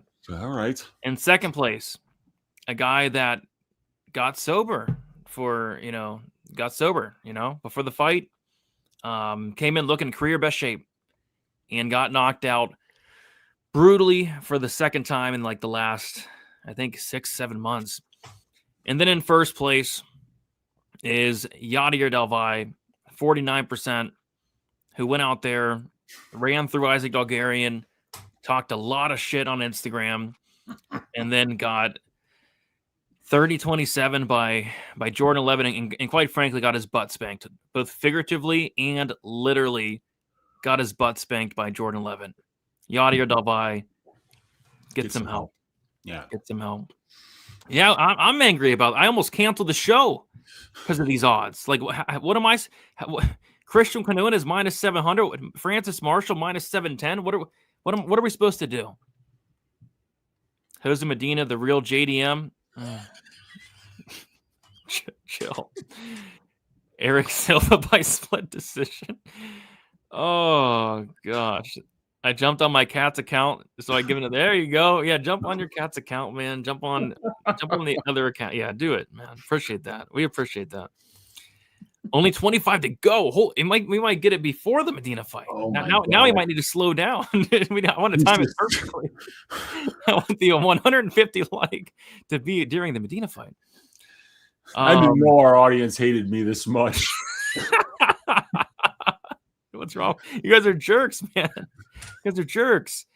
Yeah, he got his booty spanked. If I got my booty spanked, I don't know if I could ever show my face again. If I got my butt spanked on live on Paramount Plus, I wouldn't want to show my face, not at least for a couple months. All right, let's move on to the next fight. It is going to be Douglas Silva de Andrade versus Javier Reyes. And if we get 150 likes during this breakdown, I will take the Douglas Silva de Andrade walkout shirt from like 2015, and I will take a big whiff during the breakdown. We have to get 150 likes during this breakdown. I'll go get it right now. I'll pull it out, and I'll take the biggest whiff. I might need to see a doctor after. I might need to call the paramedics, but I'll do it if we get 150. Weezy, I'm going to go see if I can find this shirt. What are your thoughts on this fight here? Well, I don't know really. I mean, like, Javier Reyes is 32 years old and he's got 27 professional fights. So this guy's been around for a minute. He's been a professional for 11 years. So this guy turned pro at the age of 21. He's fighting a guy in Douglas Silva de Andrade that's 40 years old and is a year and 8 months removed from his last fight. And we had DSDA was supposed to fight a couple of months back. I forget who he was supposed to fight, but it was supposed to be at 135. And on fight week, he got sick and had to pull out. You know, and Douglas Silva de Andrade is a moment winner, not really a minute winner. The guy is. I pulled it out of the box, and you can already whiff it from 10 feet away. It's on my hand now. I gotta. What are you doing when you get sprayed by a skunk? You gotta take a tomato. Yeah. They say you gotta take a bath in tomato sauce. Might have to go get some tomato sauce, man. God. I mean, this fight stinks about as bad as that shirt. No, you know. Actually, Douglas Silva de Andrade usually puts on some pretty exciting fights. He tries to take your head off with everything that he throws. He doesn't really get takedowns. He doesn't spend a lot of time in control time positions, and he looks to just do more damage than his opponents. He's not particularly like skilled as a minute winner, but he can hurt you. And he can like steal rounds, even though he's kind of getting out-volumed, outworked, you know, just like Brady stole a whiff of that shirt and now might be sick and might not be able to even finish the show. But to cancel the show, no. It'll be interesting to see how Reyes handles this, because like at only 32 years of age, with all the experience that he has, it's not like, you know, DSDA is that much more experience than him. So it'll be interesting to see how he handles this, because this is a pretty decent step up, but he's fought a bunch of good regional scene competition, this guy Reyes. So I think that he is definitely in a better place career trajectory wise. You know, he's won 4 of his last 5 fights, while Douglas Silva de Andrade has lost 2 of his last 3. And in addition to that, you throw a 20-month layoff in there for Douglas Silva de Andrade, and the fact that he's moving back up now from 135 to 145, you know, it's probably going to be Reyes's fight, but this is an experienced veteran who keeps fights close even against high-level competition. So I'm interested to see how Reyes handles this. Yeah, so I actually think Silva de Andrade is a very live underdog, which is crazy because this guy's 40 years old, but you know, stylistically, it's like, so when Reyes is at his best, he's taking guys down. He has a really good ground game, but he's taking guys down. He has really good ground and pound. He has a really good submission game. But it's like, you know, who's taken down Douglas Silva de Andrade? And he's fought some good wrestlers, man. Miles Johns, Cody Stamen, Sedar Magomedov, Morozov. And he has an elite takedown defense, an elite get-up game, elite anti-grappling. And when this fight's on the feet, you know, Reyes is not a good striker. You know, you go back and watch that one fight, Javier Reyes. Who do you fight that one dude that won in the Contender Series? What's his name? I think they call him like the Gun or something. Oh, not Chris Makate. No. Because I know Makate's a good regional scene fighter, but he's definitely more of a wrestler. The Gun. Let me look here. I don't know if it's the Gun. Chase Gibson? No. Larion Douglas. Douglas. Yes, Douglas. Yes. Douglas, he's pretty good. He fought in the Contender Series as well. But in that Douglas fight, Reyes could not get the wrestling or the grappling going. He looked like a sitting duck on the feet. So Reyes, I think, needs to get this fight down to the ground. And if not, I think Douglas Silva and Andrade can give some problems. But, Silva, de Andrade, he says he's 40. I don't buy it. I personally think he's like 50, maybe 60. And he's at bantamweight. Like, we talk about, like Mirzakana being 60. At least he's at light heavyweight. This guy's like 60 years old at bantamweight. And this is an elevation. And I don't think Silva Andrade has the best cardio to begin with. And on top of that, he hasn't fought in a million years. So stylistically, I really do like the matchup for him, Wheezy. But, I mean, do I really want to put money on a 41-year-old man at bantamweight? Not particularly. On a 20-month layoff too, and coming off a loss. It's just a lot of things where you kind of feel like, once that cage door closes, if Andrade shows up like we're used to seeing him show up, he should look better than his money line. But that's why we look at age. That's why we look at layoffs. That's why we look at momentum, because those things do matter. Yeah. I'm gonna check the likes in a second, but so one Christmas, I asked my dad. He said, "What do you want for Christmas?" I said, "Well, UFC collectibles. They have a mystery box, right?" And I was looking forward to this mystery box so much, Wheezy, because they have some cool stuff. They've signed posters, they have signed gloves, and it's so cool what they do with the mystery boxes. And it's Christmas Day. I'm in there in my Christmas pajamas. And I open up my gift. Oh, it's the mystery box. And I open it up, and there's a stench. And it hits me. I'm like, oh, God. What is that? It can't be these posters. And then I start digging around into the mystery box. Getting the heebie-jeebies even talking about it. And then I pull out this shirt. This... It's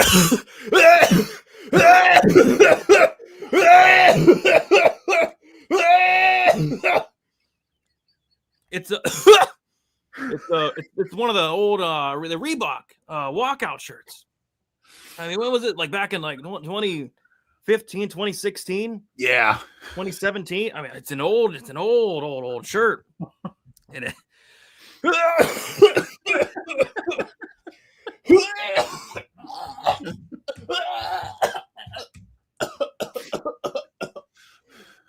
when I pull it out, and it's yellow. It's like, why is it yellow? Why is it yellow? Why is this shirt yellow? Why is this shirt yellow? Why is it a yellow shirt? What is there? Something get spilled on it? Did something get spilled on this shirt? Why is it yellow? Why is it all yellow? And it's signed. It's actually signed. It's pretty cool. Signed Douglas De Silva. Douglas D. Silva. Yeah. It's a medium, which makes sense. He's a smaller man. But he makes a big stink, doesn't he? I mean, how's it? It just stunk so bad, and I smelled it. I'm like, I had to make sure, Weez. I was like, oh, let me make sure. And I smelled it. Was I kid you not? I've smelled some terrible, horrible things in my life. This was the worst smell I've ever smelled in my entire life. It was god awful. It was terrible. And yeah, man, I don't know. Ever since, I just can't look at the guy the same. Like, how do you stink that bad? Just absolutely terrible. So, yeah, we'll see, man. I mean, if he wins this fight, he's got to be like one of the oldest featherweights to ever win a fight ever. I mean, 41 years old is insane at featherweight. Yeah, that really would be, especially on an 18 or a 20-month layoff, 1 year and 8 months. So, yeah, but I don't know if this guy Reyes is anything special. And like you said, dude, it's going to be really hard to take DSDA down and hold him down. Yeah, I mean, if Miles Johns and Stamen can't do it in them, I mean, I don't think. One second, I don't think Reyes will do it either. So we'll see. I think he's a live dog, but laying money on a 41-year-old bantamweight is It's not the best base. It's not. It's definitely not the best space. Dang, 11 more likes and I'll die on live on air. Oh my god! I almost threw up in it. I mean, just terrible. Make the sound ready. Oh god.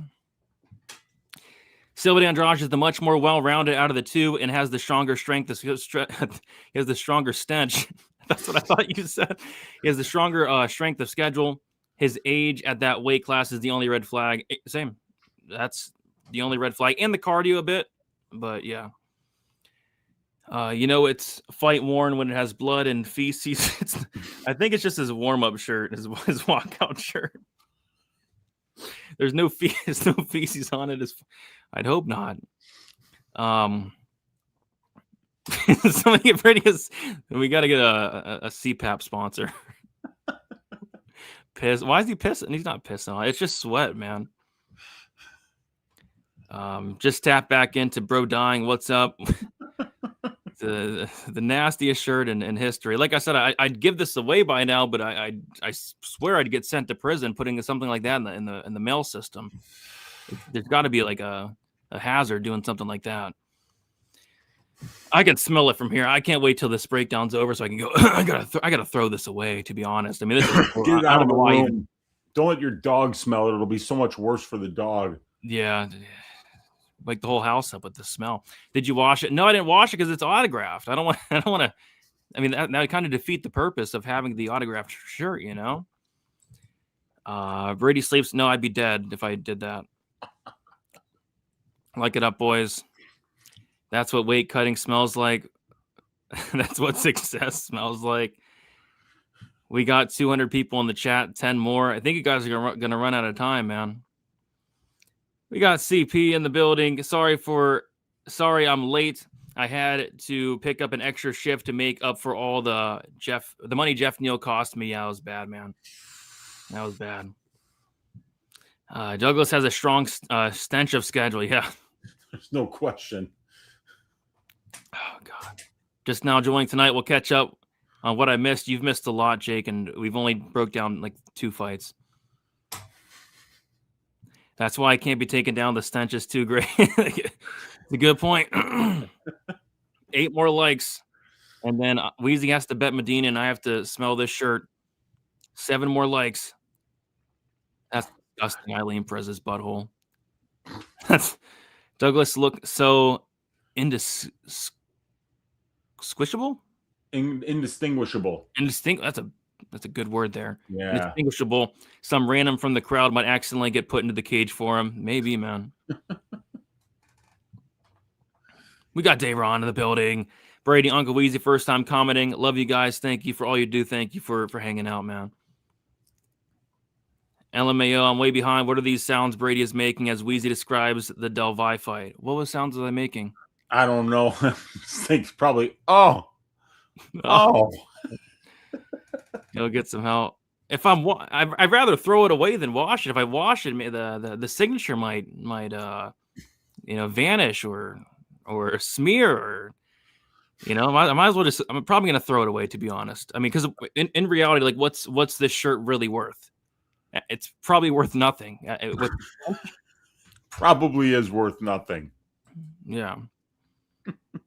What's stronger, the stank on that shirt or Jeff Neal's? It's the stank on the shirt, the strongest can be. 6 more likes. Oh my gosh. The permanent marker might survive a wash or 2. Just wash it. I'm probably just gonna throw it away, to be honest. 5 more likes. Sentimental value. All right. So luckily I don't have to smell the shirt, but Weezy, you're not in the clear yet. I gotta give me 1 second. I gotta get this. This is horrible. This is just terrible. I'm glad he didn't have to smell this shirt. That's a good thing because, we still have a lot more fights to break down. And I don't know what is happening here, but we're an hour and 24 minutes in, and we've literally broken down like 3 fights. I was planning on only going 2 hours tonight. Yeah, I know. And we need to talk about the Medina fight for like at least 30 minutes. Now my hands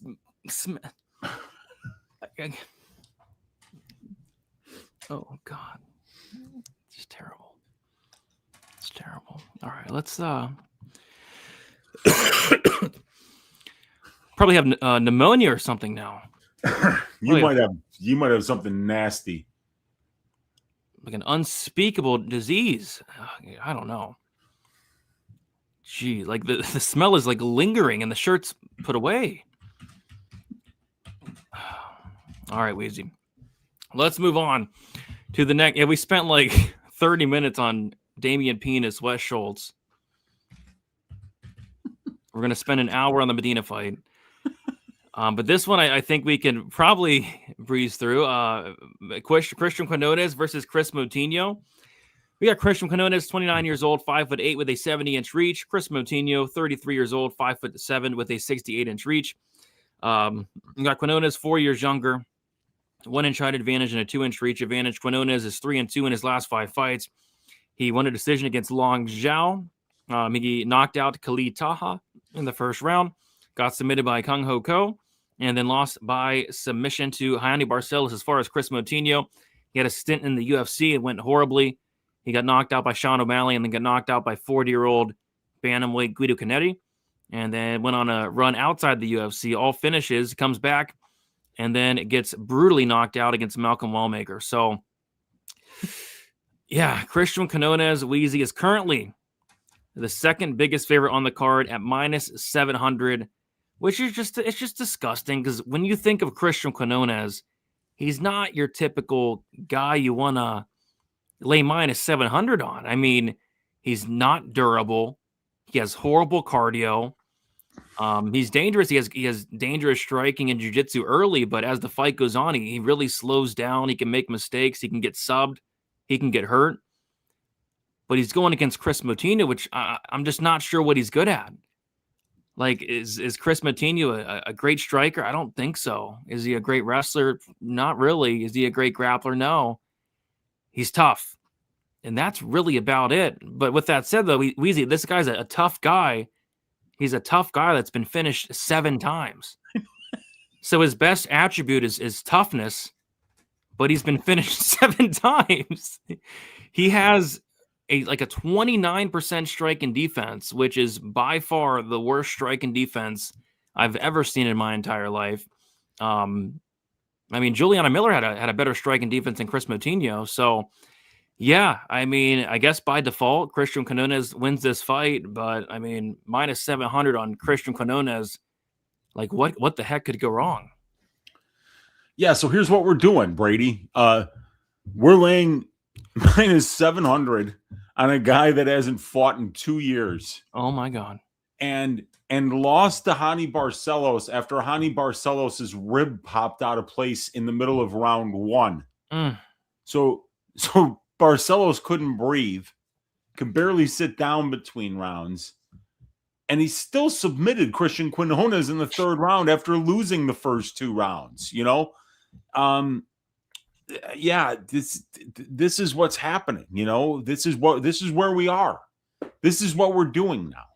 Christian Quinones minus 700. You know, if Chris Moutinho cleaned up his defense just a little bit, if he could get that distance striking defense from 30% up to 33, 34%, he would still get finished in every loss, but I think it would take him longer to get finished. You know, it would take him 13 minutes to get finished instead of like 11. That's where I think we are with this. So Moutinho is a can crusher from the Northeast. He's fighting like in CES and Cage Titans, which is just the lowest level regional scene that there is, you know? So, yeah, I mean, it's hard to picture him winning this fight, but yeah, 2-year layoff for Quinones, and we're going to be making him minus 700. That doesn't make a lot of sense. 200. We got to get 250 likes so that I can not only bet Jose Medina this week, which I've already crafted the tweet, which has, and the picture that I'm using for the tweet, Brady, has like Medina kind of like pointing at the camera, and it says the quote underneath the picture says "professional punching bag Jose Medina after being hit with an earth-shattering punch." and it's him pointing at you got me, you know. I'm going to be putting a unit on a professional punching bag, the Bolivian heavy bag, the guy who makes money by hanging himself up at a gym so people can get heavy bag work. Let's go. We did it. Yeah, we're about to talk about the Medina fight. You're ridiculous. I'm not put on the shirt is crazy. I'd have to go to the hospital, the ER. Yeah. Put on the shirt? They have to get the jaws of life to get him out of that thing. My God, it smelled like crap for a week. Weezy, okay, riddle me this. Okay. Riddle me this. All right. So what could go wrong? We're gonna cook up a what could go wrong parlay. Bear with me. We'll leave Gandra out because you're betting Medina. Okay. Yes. We'll leave him out. Fair. All right. Leg number 1. Francis Marshall minus 850. All right, there we go. I like him to win this week. Okay. Yeah. What could go wrong? Yeah. Christian Quinones minus 700. Yeah, the 2-year layoff and 2-fight losing streak is a little bit concerning. But hey, that minus 700 is going to add a ton of value to this parlay, so let's get it in there. Okay. Santiago Luna, a guy that might actually have worse striking defense than Moutinho. The guy that was getting absolutely tuned up by Quang Bang Lee before he wound up, landing a big shot. Yeah, that sounds great. Let's do that. And he's minus 500, so I like it. Yes, me too. Okay. And then we're going to end it with the most trustworthy out of them all, Daniel Zellhuber, minus 520. There we go. Yeah, what could possibly go wrong after he just dropped the ball as a minus 800 favorite? So those 4 fighters, it comes out to minus 121. Jesus Christ. And we could add Pinas. If we add Pinas, it makes it plus money. Yeah, I like Schultz this week. My God, is this card a disgrace? It's the disgrace, man. What fight are we talking about? Oh, the Quinones fight. Yeah, I don't know, man. I think Quinones probably finishes Moutinho in round 1. But if this gets out of round 1, I don't know. It could get interesting, I guess. I mean, I guess it could. I don't know. If Moutinho can keep up a pace for the full 15 minutes, if Quinones doesn't get him out of there, you never know, man. You never know. How the hell do you sit down as a matchmaker and decide on a Quinones Moutinho fight? I don't know how you decide on something like that. Yeah, they had to give Moutinho a contract because he took the Wellmaker fight on short notice in Atlanta. Yeah. So it was like they had to find him at least one winnable fight. He's gonna get the worst fighter in the division, in sometime in the next 3 fights. 5 hour. I can't do a 5 hour. I got to wake up at 7 tomorrow. This is horrible. I almost canceled the show because I got to wake up so early tomorrow. And this is what might be the first 5-hour show in Stat Tigger's history. Quinones has no ground game worth noting, I think. So he does have a good ground game offensively, but it's defensively. He can be subbed and make mistakes. He's like submission over position. And when he gets tired, he will make mistakes. But he does have quite a few submissions himself. And Dan saying, does anyone know if Moutinho left Atlanta on his own 2 feet? Well, Dan, you were there. You tell me, did they have to bring out the stretcher for him? The smelling salts? I mean, that was a brutal knockout. That was brutal. Yeah, it was. I felt it through. I was watching on the laptop. I felt it through the laptop. I mean, that one had to hurt.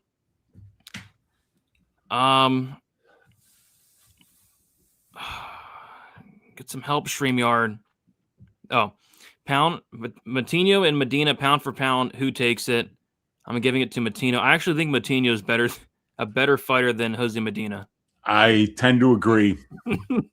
But who's tougher? Give me Jose Medina. Yeah, that's right. Give me Medina. Give me Medina in a fight to the death. Yeah, exactly. Absolutely. Medina split decision. Oh God. This card is ass for real. Christian Quinones is trash. I'm gonna sprinkle Moutinho.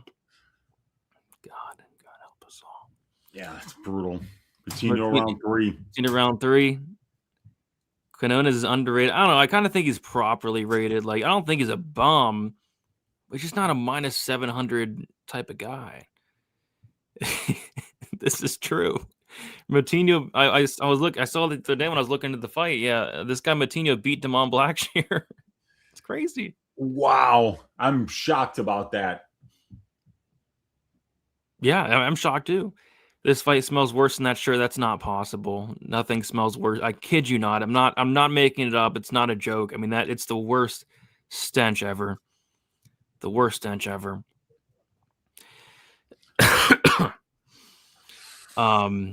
I wish Weezy was there for the Michelle Pereira fight. Those fake. Weezy was out at dinner, so you probably didn't watch the fight. I didn't watch that one. So, no.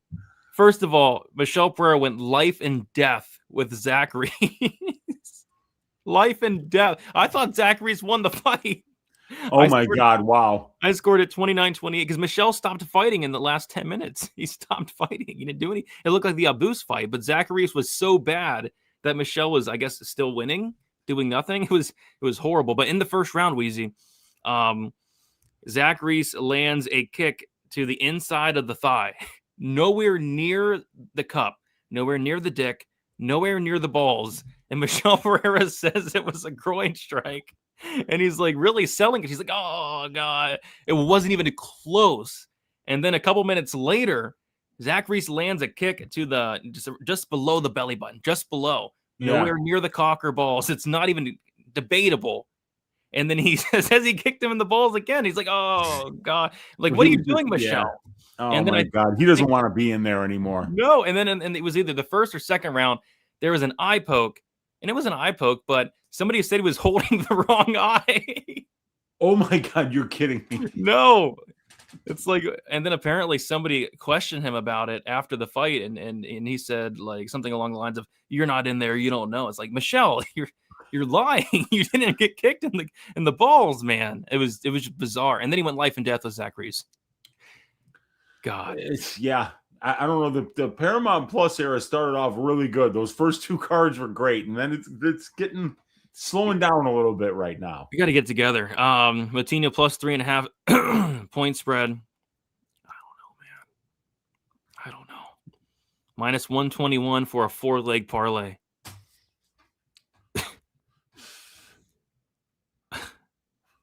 God. With favorites like those, Charaz is basically Taporia. He's getting priced as if he's Taporia. Gosh, everybody's getting priced if they're Taporia this week. Watch every favorite win this week, and I think most will, because I mean they're clearly setting a lot of these guys up. I mean, clearly. Pinas says the third leg of the parlay. That's wild.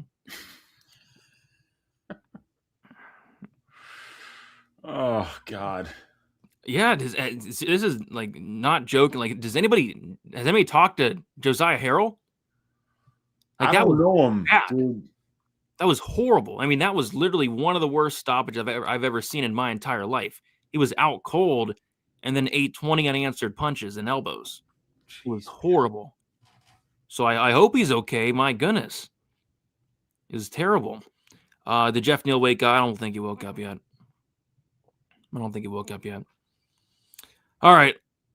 Let's I actually do feel sick. I think I came down with something. Jeez. So, yeah.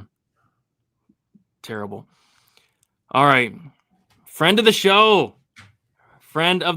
Eileen Perez taking on Macy Chaison. We got friend of the show, Eileen, 31 years old, 5'5" with a 66-inch reach. Macy Chaison, 34 years old, 5'11" with a 72-inch reach.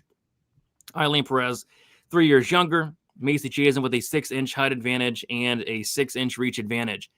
Eileen Perez, 5-0 in her last 5 fights, a decision win against Ashley Evans-Smith, Lucy Pudilova, Jocelyn Edwards, a submission win against Daria Zonakova, and then a decision win against Carol Rosa.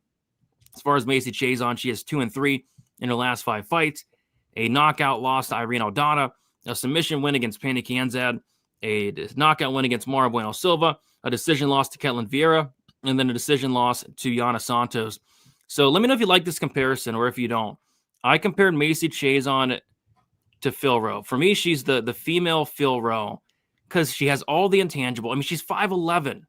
I mean, nobody as a 5'11" as a female by far the biggest female on the roster, 72-inch reach, but she just doesn't do anything. Like, when you're betting on Macy, you're yelling at the TV, come on, Macy, do something. Like, what was she doing in the Santos fight? Just dicking around in there for 12 and a half minutes.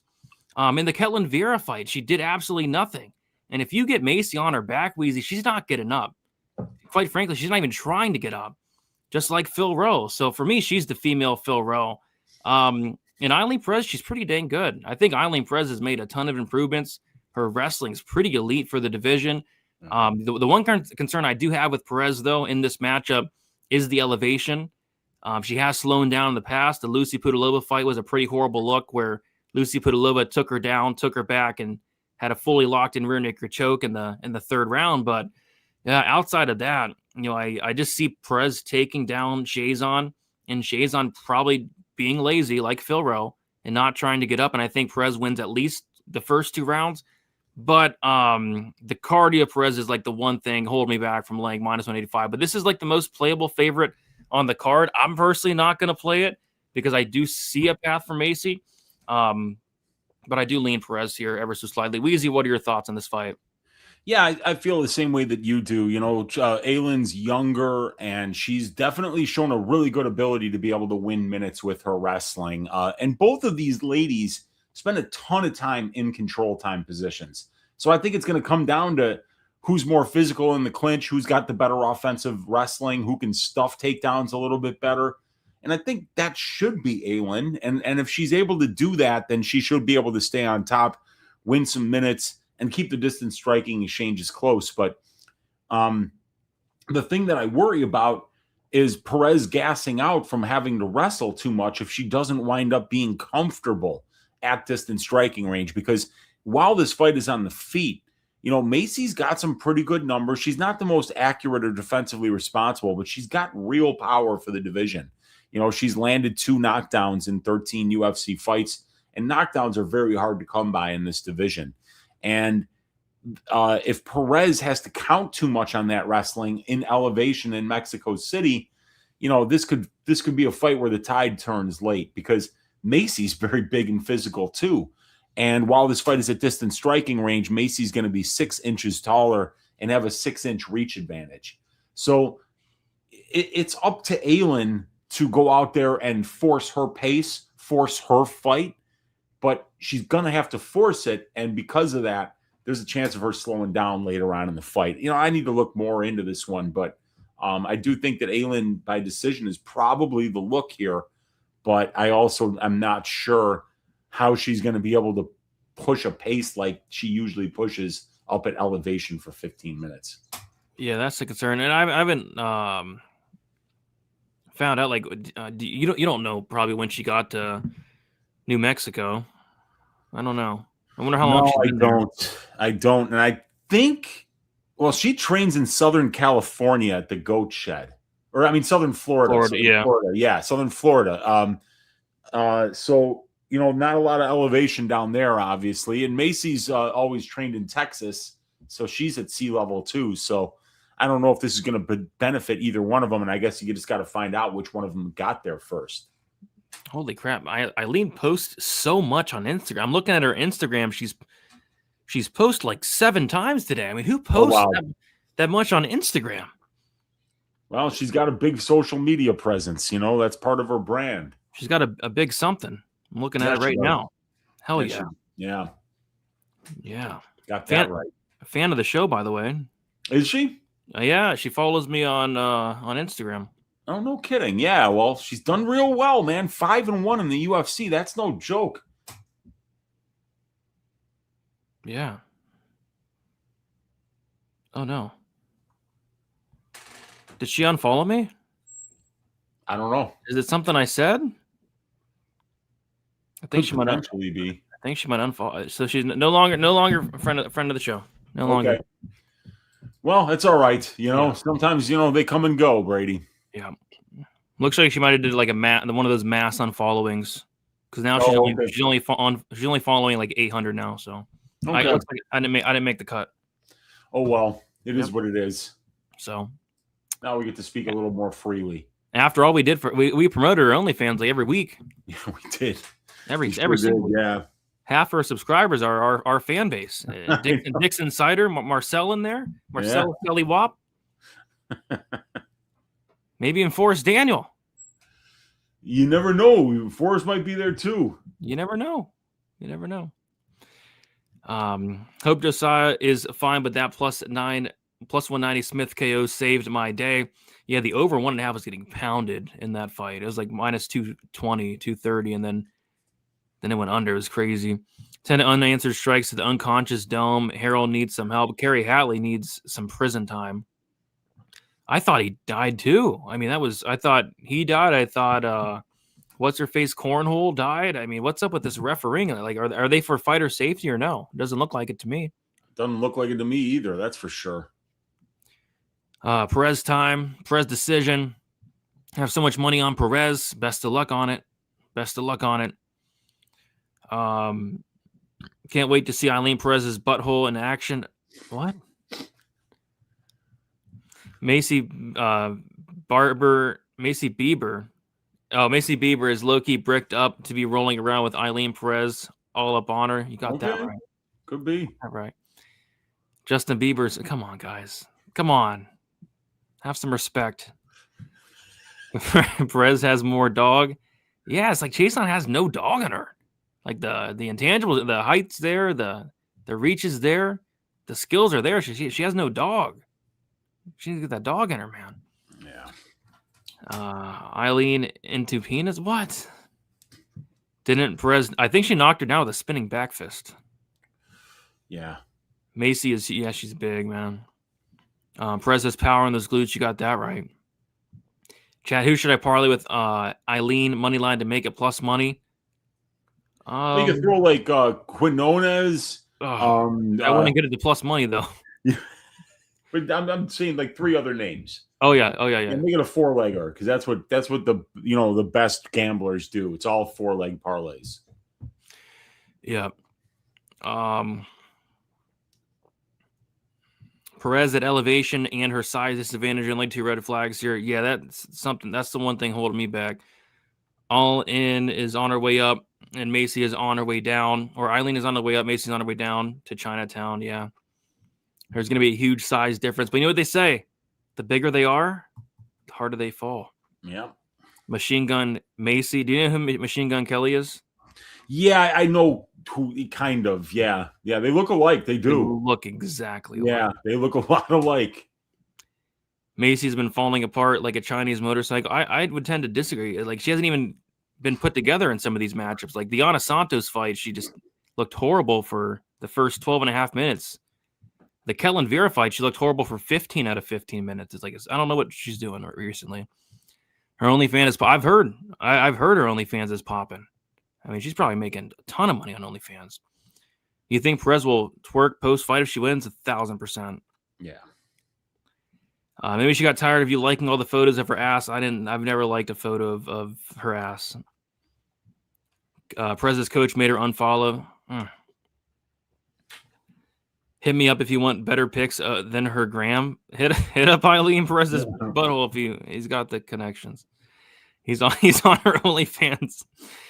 There you go. The Wiki Feet score ain't even close. I'd imagine it wouldn't be. I'm assuming Eileen's smoking her on the Wiki Feet score. Probably. I mean, Macy Chaison probably has some nasty feet just by the look at her.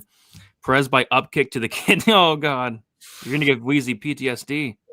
That was the worst bad beat of my life. I had Chaison money line and the over 2.5 rounds is the last leg of a 3-leg parlay where the first 2 legs cashed. I mean, just horrible.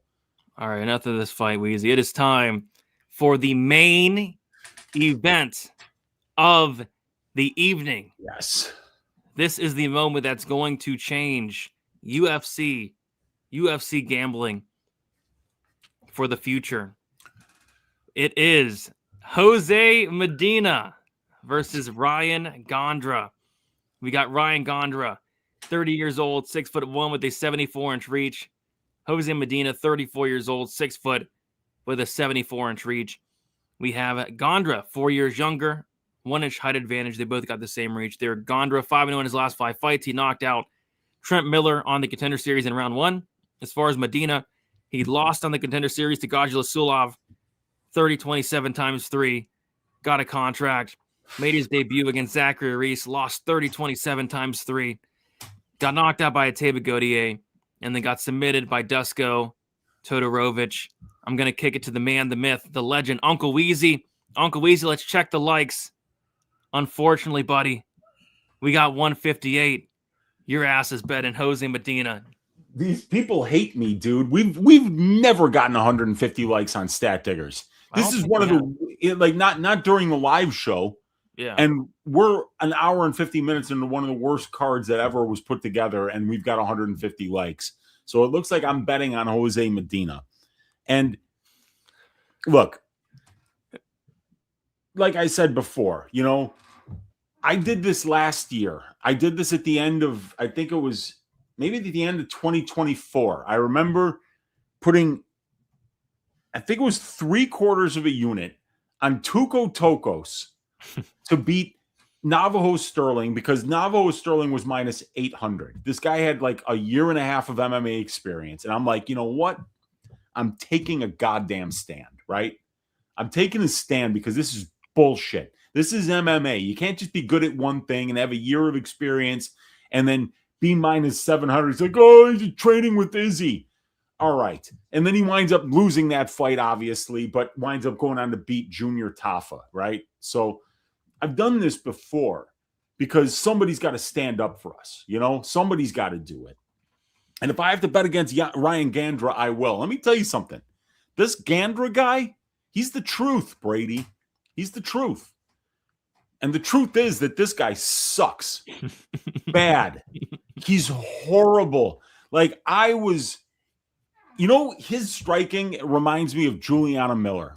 Oh, God. You know, he's like Juliana Miller without the grappling. That's what I'm seeing here. You know, like, this guy is one of the worst that I've ever seen. I watched his fight where I usually, when I haven't watched somebody fight before, I'll go and I'll watch their very first fight, just kind of see where they were starting.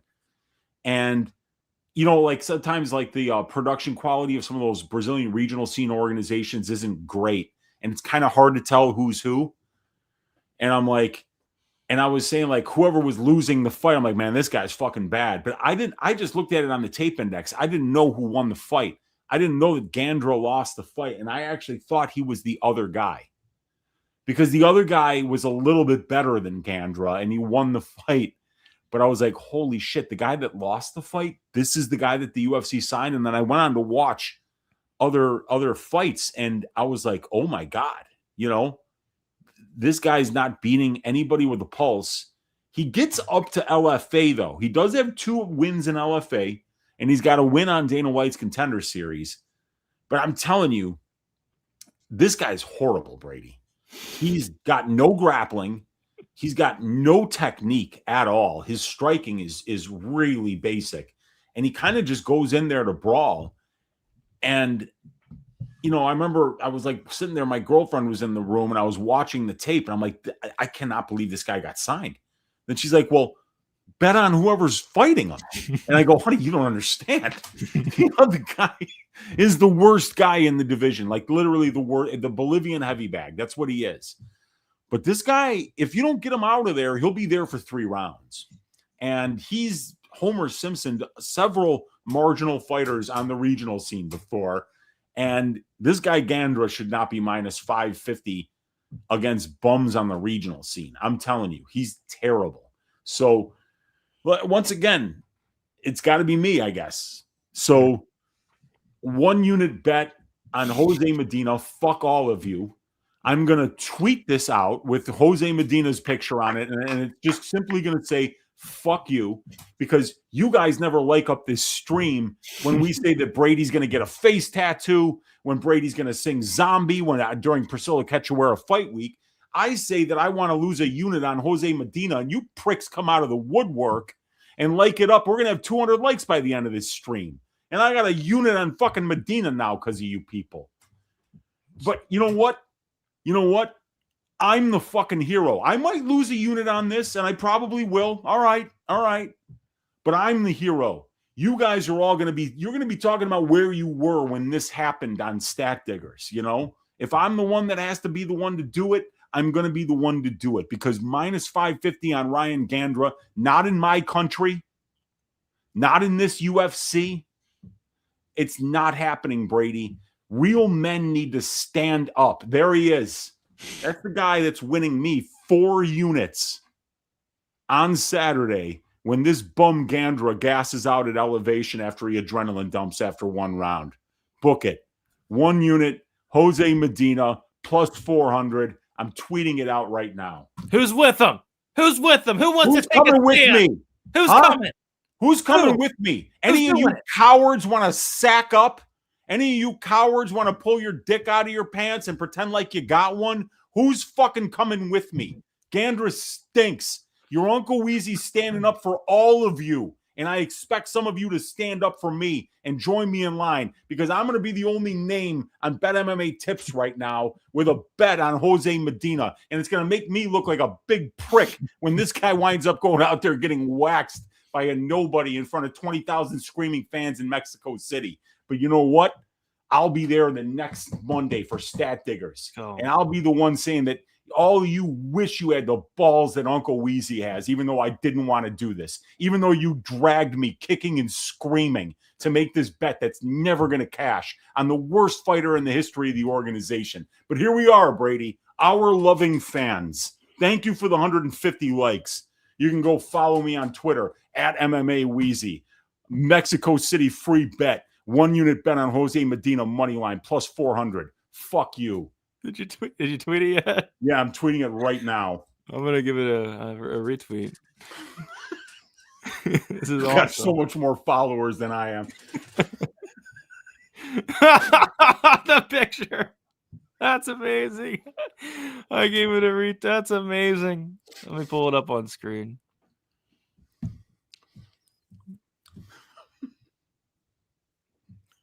There it is. Thank you, guys. Appreciate you. You know, the probability stats and content package. You know, I beg for clicks on that link. I've gotten like 2 in the last 6 months from you people. Dude, once this hits, you're gonna get 100.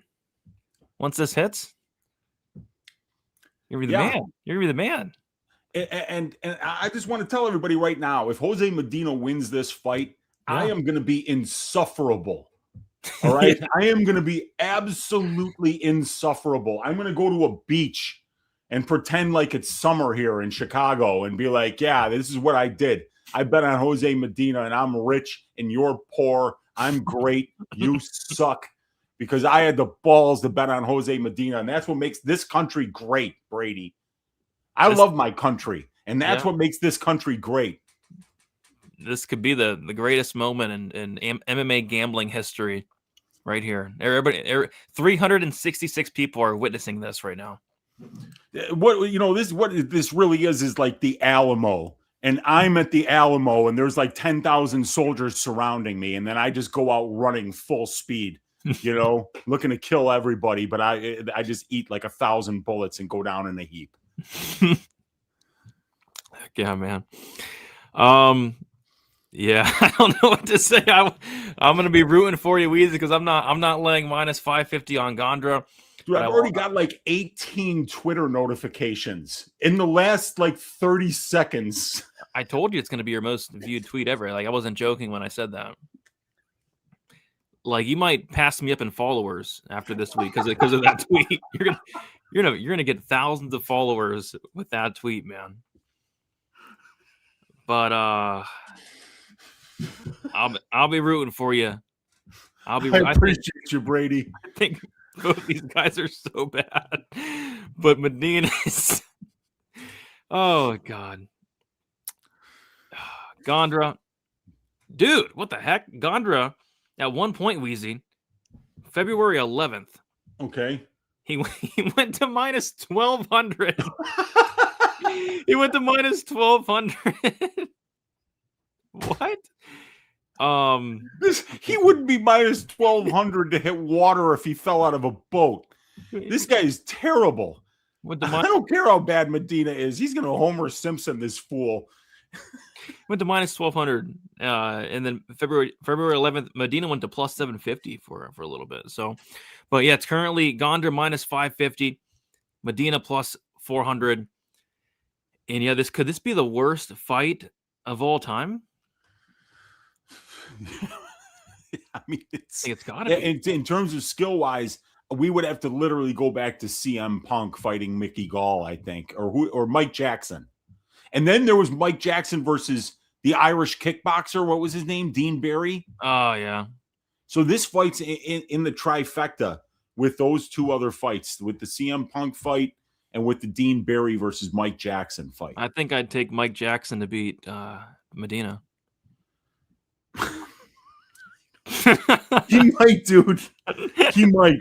The only thing that's for sure is that I'm losing 1 unit on Jose Medina. If this fight gets out of round 1, it's going to be like this guy Gandra has horrible cardio. He does. He's got horrible grappling. He's got horrible striking. He's got horrible cardio. I mean, but you know, it's Jose Medina. Let's go. Best moment in Stat Diggers history. You guys are witnessed it here, man. Oh, God. A lot of red. Yeah. Gandra by sub, anything's live in this fight. Chimaev is blatantly ducking Medina by moving up. Yeah, I heard that. I heard about that. Apparently, Chimaev's ducking Jose Medina. That's the word on the street. God. No place I'd rather be breaking down. I'd rather be sleeping. I'm so tired. But we got to haul ass through the rest of this card. We just peaked. Well, this was the main event. The show's over after this. I'm literally gonna end the stream after this. Funky Cole Medina, yes, man. Uncle Weezy versus Ryan Gandra. Weezy, after Ryan Gandra knocks out Medina, his punk ass out in round 1, he's gonna call you. He's gonna call you out, man. I want Uncle Weezy. Let's go. It'll be a tougher fight than Medina. Gandra's gonna have to train for that one. Dude, if Medina wins, you got to get a Medina tattoo. the real JDM? Hell yeah, man. The real JDM. And then get that picture of Medina tattooed right on my chest. The same place that Conor McGregor put the lion. Oh, no. Oh, no. Gandra is so bad. I honestly wouldn't be surprised if Medina pulls it off. Yeah, man. It could happen. Medina's combination of freakish athleticism. I'm sorry.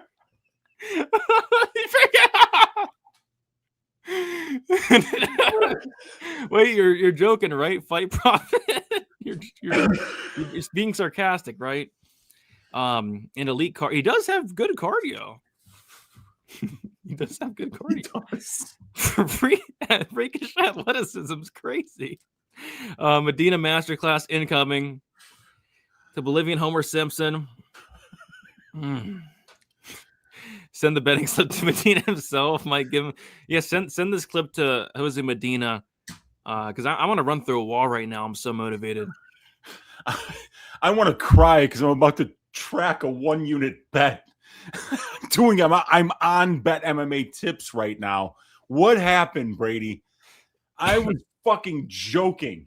I was like, we're never going to get 150 likes. This is the worst card of the year. I mean, we were talking like earlier, like maybe a quarter unit would be fine, right? Like a quarter unit to win 1. I'm going to do content on my YouTube channel surrounding just this bet.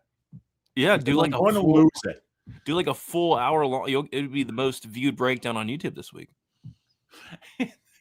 And, you know, like, and this is loss, and there's 5 stages of loss, Brady. I actually looked it up.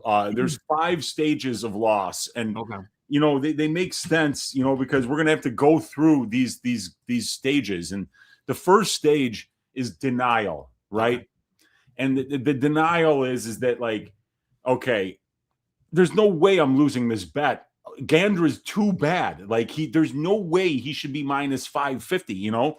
And then the second step is anger, you know, where it's like, you know what? I am betting him.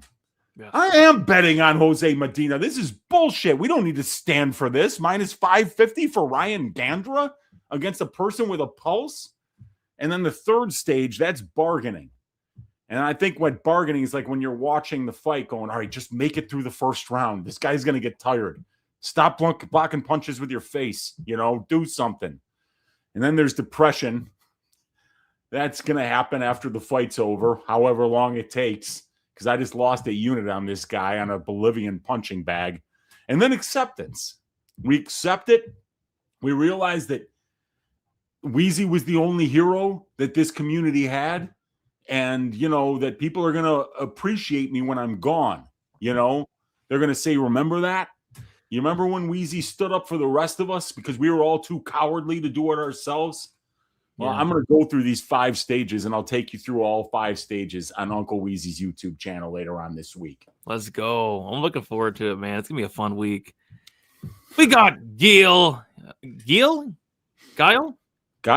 I think Guile? It sounds Scandinavian. We'll say Guile. We'll say Guile. We appreciate you, Guile, for the $1.99 dono.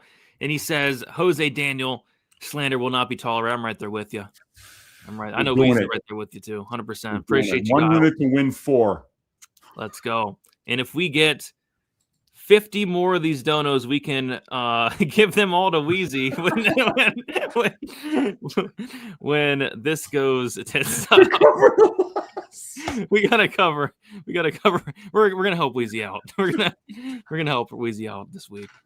Dan Force put Gandra in a parlay. Oh, and now Uncle Wheezy just made me completely regret it. I'll be sweating now, but Uncle Wheezy is the hero and a national treasure. He is 100%. The only reason to watch this now I have a reason to care about this week's fight. I did not care at all about this week's fight until now. Now I'm excited. I was dreading having to do the fight companion this week because there's just nothing to bet this week. But now I'm looking forward to it. Hood Wolves with you. Let's go. Let's go.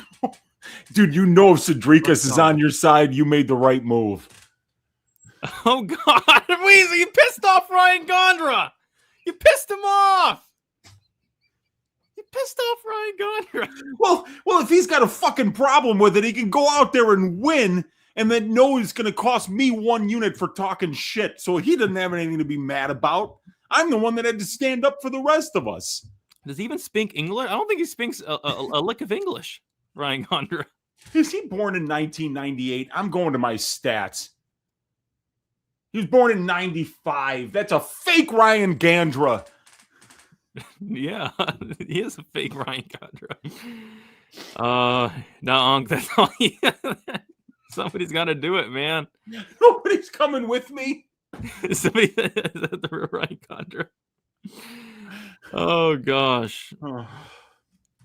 I can't clip the entire Wheezy because Wheezy went on like a 15-minute rant. Like you can't upload 15-minute videos on X, I don't think. If you did, it would take a while. But Wheezy will do like a whole show surrounding this, I'm sure.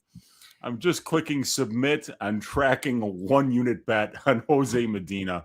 So David was on X apparently, and he got a notification, and he saw it, and he had to jump into the show to make sure.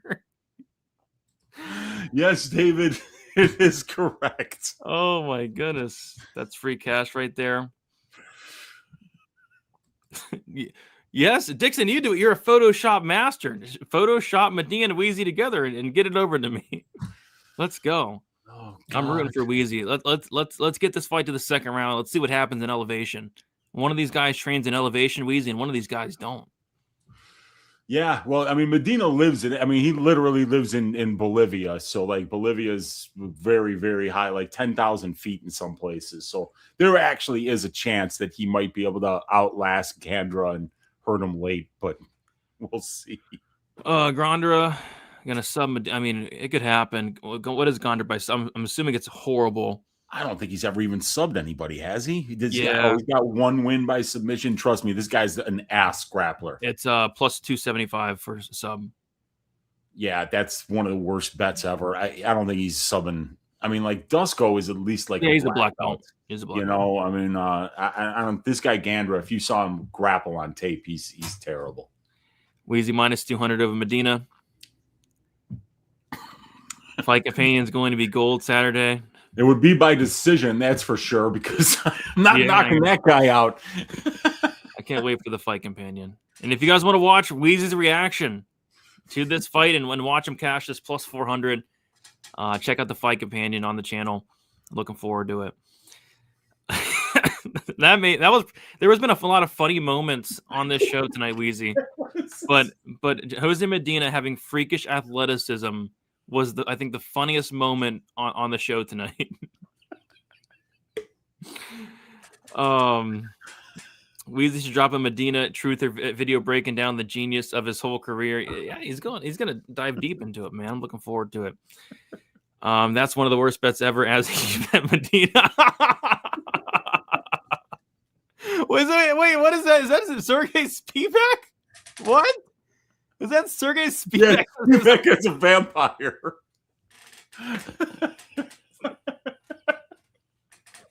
This went off the rails so long ago.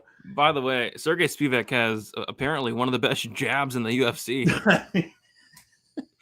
He landed like 100 jabs on Saturday. It's crazy. Oh, man. All right, there you guys have it. That was the main event for UFC Mexico City. Do us a favor, like on your way out, subscribe. We'll talk to you soon. See you later. Peace. End the show. I did 2 hours. That's not bad. That's not bad. Yeah, that's not bad. 2 hours, 10 minutes. We're done. I told you I was not going more than 2 hours.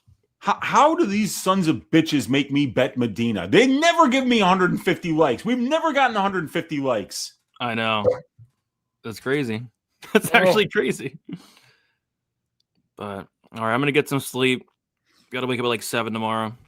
Oh man. Well, yeah, we're gonna have to just. Well, good luck getting up at that hour. Yeah. All right, we'll talk to you later. Yep. Yeah. We'll see you later. All right. Peace. We'll see you. All right. Bye. Oh God. Oh, my back. What did they do to me, Brady?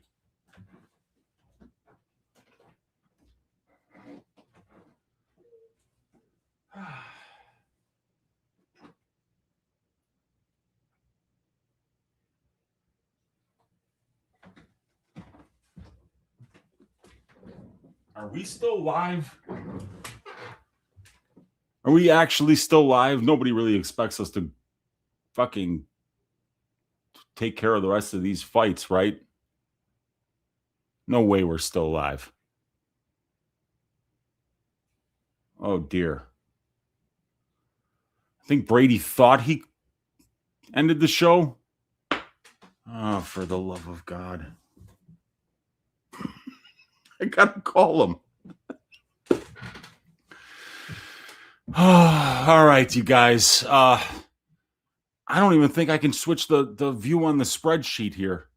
Santiago Luna versus Angel Pacheco up next. Well, Angel Pacheco is a punching bag. 53% distance striking defense. But Santiago Luna's got 27% accuracy. 21 years old against 34 years old. Dude, what the hell? What the hell is going on? I got to call Brady. I will be right back, you guys. I will be right back. I'm calling him.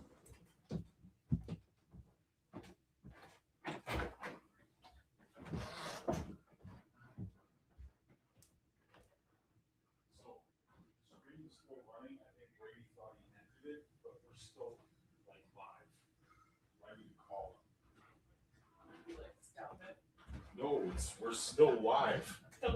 This just I know. I do.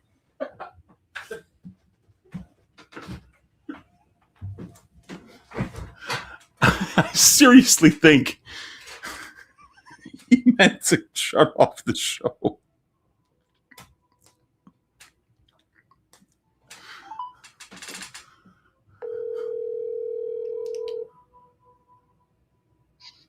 What the hell do you want? I'm trying to sleep.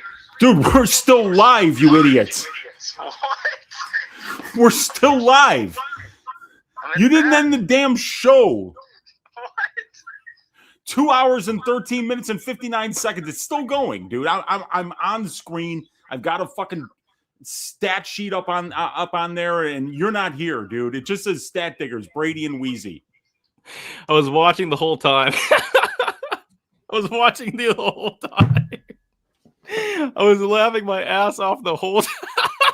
I was not in bed. I wasn't in bed. These fights are so bad. So bad. Dude. Look what they're making us do. I know. Like, thank God we have a sponsor. I mean, and if any of you people give a shit about us, yeah, get on Underdog. Can you please give them the spiel again? Because come on, man, it's right there. We're doing this for you guys, right? Yeah. $75 in bonus funds when you play $5. All you got to do is sign up, code DFSBTN. Help us out. We're breaking down the worst card of the year. I just made a 1-unit bet on Jose Medina. Oh, God. Yeah. And I didn't tell everybody on Twitter to fuck you. The least people could do is sign up on Underdog after that. You all owe us. You owe us. You owe me specifically 1 unit on Jose Medina the first time we ever get 150 likes so that they could see me lose money. These pricks.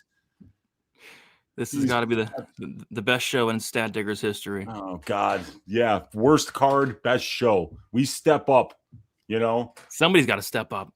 Yeah. And we did tonight. We're not even on the main card, Wheezy. Oh, my God.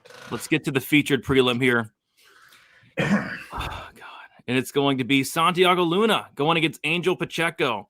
We got Santiago Luna, 21 years old, 5'8" with a 71-inch reach. Angel Pacheco, 34 years old, 5'8" with a 70-inch reach. Luna is 13 years younger, same height, 1-inch reach advantage. Luna, 5-0 in his last 5 fights, made his debut against Kwang Bang Lee, won that fight by knockout. As far as Angel Pacheco, 3-2 in his last 5 fights, lost a decision to Danny Silva, and then lost a decision to Colin Loughran. So another instance, Weezy, where we have a really big favorite, and it's another, like you said earlier in the show, right? People aren't laying minus 500 on Santiago Luna because they think he's, some amazing fighter. People are laying minus 500 on Santiago Luna because he's going against Angel Pacheco. Angel Pacheco. Luna's a madman. Luna's absolutely wild. All offense, 0 defense. I mean, he made his debut against Kwang Bang Lee. He got dropped with the first thing that landed. Yeah. He got hurt multiple times in the first minute of the fight, and he gets dropped a lot. His striking defense is not there, but this guy has a ton of power. He has a ton of heart. He can mix in the takedowns as well. And Pacheco is also all offense and no defense. So, yeah, both these guys, Weezy, are very hittable. Both these guys want to throw a ton of volume. I think this is going to be one of those fights where they're kind of just going to both bite down on the mouthpiece and swing hard and see who has the bigger dick, see who hits harder. And I think that's Luna. So, yeah, Luna for me, but minus 500 on a guy with no striking defense, questionable chin. I don't know, dude. I mean, it's another guy would not be laying minus 500 on. I mean, that's kind of crazy, no? Yeah, I know. And, I remember what Danny Silva did to this guy on, that was Dana White Contender Series, right? When Silva fought. Yeah. And I mean, like they were just talking about Pacheco was another guy that they were like, we're going to sign this guy because he's tough. We're going to sign this guy because he doesn't give up, because he'll probably put on fun fights. And, you give him a guy like Santiago Luna in Mexico, you're going to get a really exciting fight here. But Luna, he looks like a pretty good prospect. I mean, he's shit defensively, but he's got a great chin and he's super aggressive. So as long as that chin holds up, this guy's going to be out there probably landing the bigger shots and finding finishes. And he's finished all 7 of his professional wins inside the distance, 4 subs, 3 knockouts, big power on the feet, and pretty good grappler too. So I think he's got some upside for a kid that's only 21 years old, right? Pacheco's 34. He's a finished product, and, he's a boxer that doesn't really wrestle, and he's extremely hittable. So I don't know what his upside is at this level. I mean, like, you feel like his upside is kind of like a split decision against a really defensively bad boxer. That's kind of like what I see here for Pacheco. So I think Luna's probably going to find a finish against this guy at some point, because it's not like this guy's been fighting dangerous finishers prior to this fight. And Pacheco is on almost a 2-year layoff as well. So obviously there's probably some health problems, some injuries. This long of a layoff with his skill set, it doesn't set up for success well, which is why we got a 21-year-old kid with no striking defense as a minus 450 favorite. Yeah, it's like Luna's striking defense is horrible, but Pacheco's might even be worse. I mean, Pacheco's is 41% between his Contender Series fight, where he absorbed 204 significant strikes, and then he absorbed 140 against Colin Loughran. Man. And he got hurt badly in both those fights. I don't know how Loughran didn't finish him, quite frankly, and he got dropped bad against Danny Silva too. Yeah. So, yeah, this guy Luna probably puts him away. I was interested in maybe like a Luna inside the distance, but Luna inside the distance is sitting, oh my God, minus 215. Yeah, and Pacheco has never been finished before. Yeah, it's disgusting, man. Yeah, and you get the feeling that if you were to bet like Luna by decision, that you'd be holding on for dear life 6 or 7 minutes into the fight. So get sweat. They're gonna go at it like, what do you say, 2 rats in a shoe? Yeah, because that's what they're gonna do. So yeah, this is probably a pretty easy one to stay away from, because I just can't find reasons to get to the Pacheco side, and then laying minus 500 on a young kid like Luna. I mean, it just doesn't seem like there's a lot of upside to doing that. Yeah. We got a couple donos here. We got Random BX with the $5 dono. Appreciate you, Random. He says Medina KO round 1 is a lock. Heavy-handed Jose Medina. Let's go. Let's go. Appreciate you, Random. Appreciate you. We got Official Vor in the building with the $5 donor. Appreciate you, Official Vor, saying thanks for always having such a fun stream, guys, and putting in the effort even late at night. Yeah, we're trying our hardest, man. Thank you so much for the $5 dono, Vor. What is happening? I don't know. I don't know what's happening. I don't know what's happening. Luna's going to take this man's head clean off his shoulders. Yeah, maybe like a Luna KO's not bad, because Pacheco is a black belt. He did show some pretty good submission defense against Loughran. Maybe Luna by KO could be interesting at plus money. I mean, he's minus 500, so maybe. He's gonna wade into that pocket and just throw. Yeah, that's my kind of like the KO. Then you guys are still going strong. My girl kicked me off. We're going 5 hours tonight. Simple as that. Simple as that. Medina head and arm triangle choke round 3. You heard it here. That's probably like plus 10,000. Let's go. Let's hit it. Let's hit it, Moise. All right.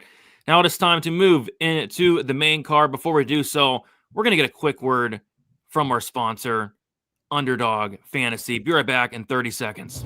You can make picks on Underdog right now. It's easy to play. Just pick higher or lower on your favorite players and all your favorite sports. Track your picks live while you watch the game. And if you get it right, you can win up to 5,000 times your money. So join the millions of fans who are already playing on Underdog. New customers get $75 in bonus entries when you play your first $5 play. Underdog. Make picks, win money.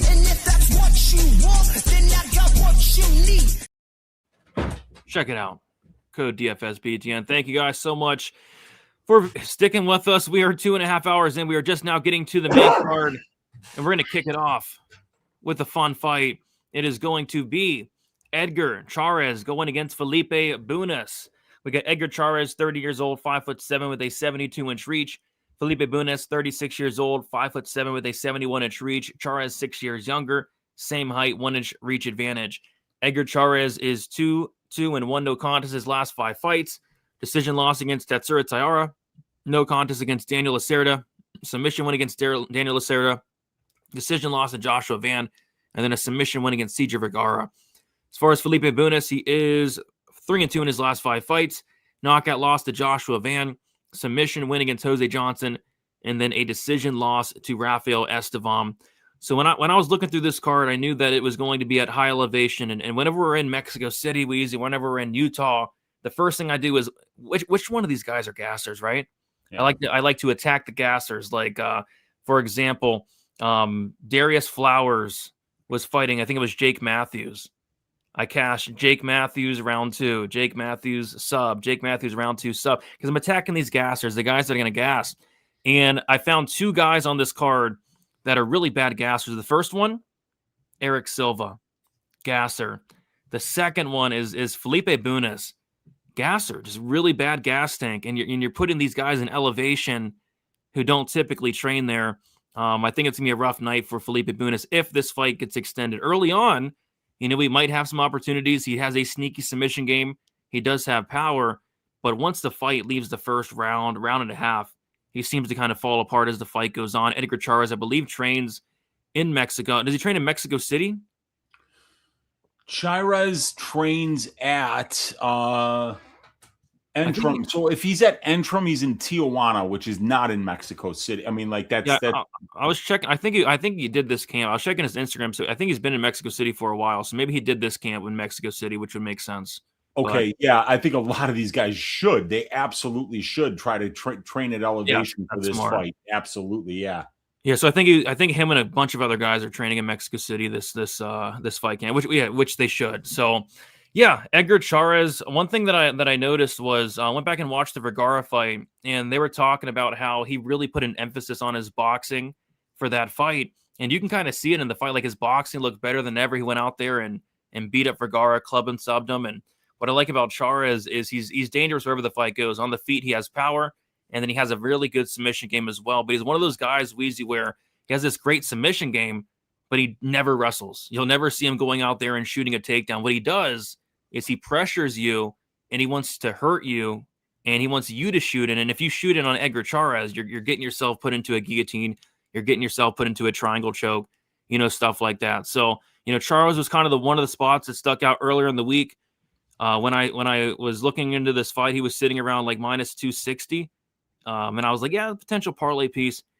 Now he's minus 350. Like, it's getting worse and worse. Like, it's only Monday. Like, he's probably going to be minus 500 by the time this fight kicks off. So I was attempting to parlay Chairez, and the line just kept moving on me. So I'm not sure I'll have much action on this fight, but I do like Chairez this week. I think Bunes needs to get an early sub. If not, he's probably going to get cooked with his poor cardio and elevation. Weezy, what are your thoughts on this fight? Yeah, and Bunes is a 36-year-old flyweight too, So obviously, like, if you're thinking that like he's all of a sudden going to show cardio now, I mean, good luck with that. So, but Bunes is a really good grappler, and he's got good enough striking. The guy's tested himself against some really tough competition as a professional, not just in the UFC, but outside of it as well. So yeah, I mean, he's a decent fighter, but the problem is that you can't be a gasser at elevation. And a guy like Chairez, we've seen this guy go 5 rounds before, not in the UFC, obviously, but, in some of those title fights outside of the UFC. And he's a good fighter, but it's really hard to know where he's at because he's had these easy wins over guys like Lacerda twice, Vergara, these are bottom of the barrel UFC flyweights. But then who's he losing to? Tatsuro Taira and Joshua Van. So the 2 guys that he's lost to, they have combined UFC records of 17-2. But the guys that he's beaten, 3 wins and 10 losses. So, I mean, obviously, there's a big range of fighters in between the guys that are on Taira and Van's level, but and above the guys that are at CJ Vergara's level. So I don't want to be too confident that Chairez is going to be that much better than Bunes because Bunes is a well-rounded fighter with solid jiu-jitsu and solid striking. So I think this one probably plays out a little bit closer than what the money line says. But if Chairez isn't going to get tired, that's going to be a serious problem for Bunes in the second half of this fight. Yeah, and I do like this fight to finish, but I think they set the total at 1.5, which is kind of annoying for a flyweight fight. Yeah, but they know, dude. They know it's a Chairez fight who has a 100% finish rate as a pro, and Felipe Bunes has finished 11 of his 14 wins. And he's really front-loaded too. Yeah, exactly. And he's been finished 3 times as a professional. We've seen Chairez submitted a couple of times.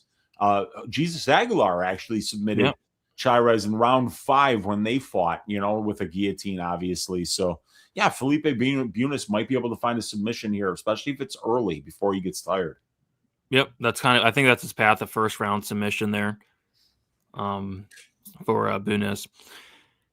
Oh, what are you guys liking on this fight? Anything?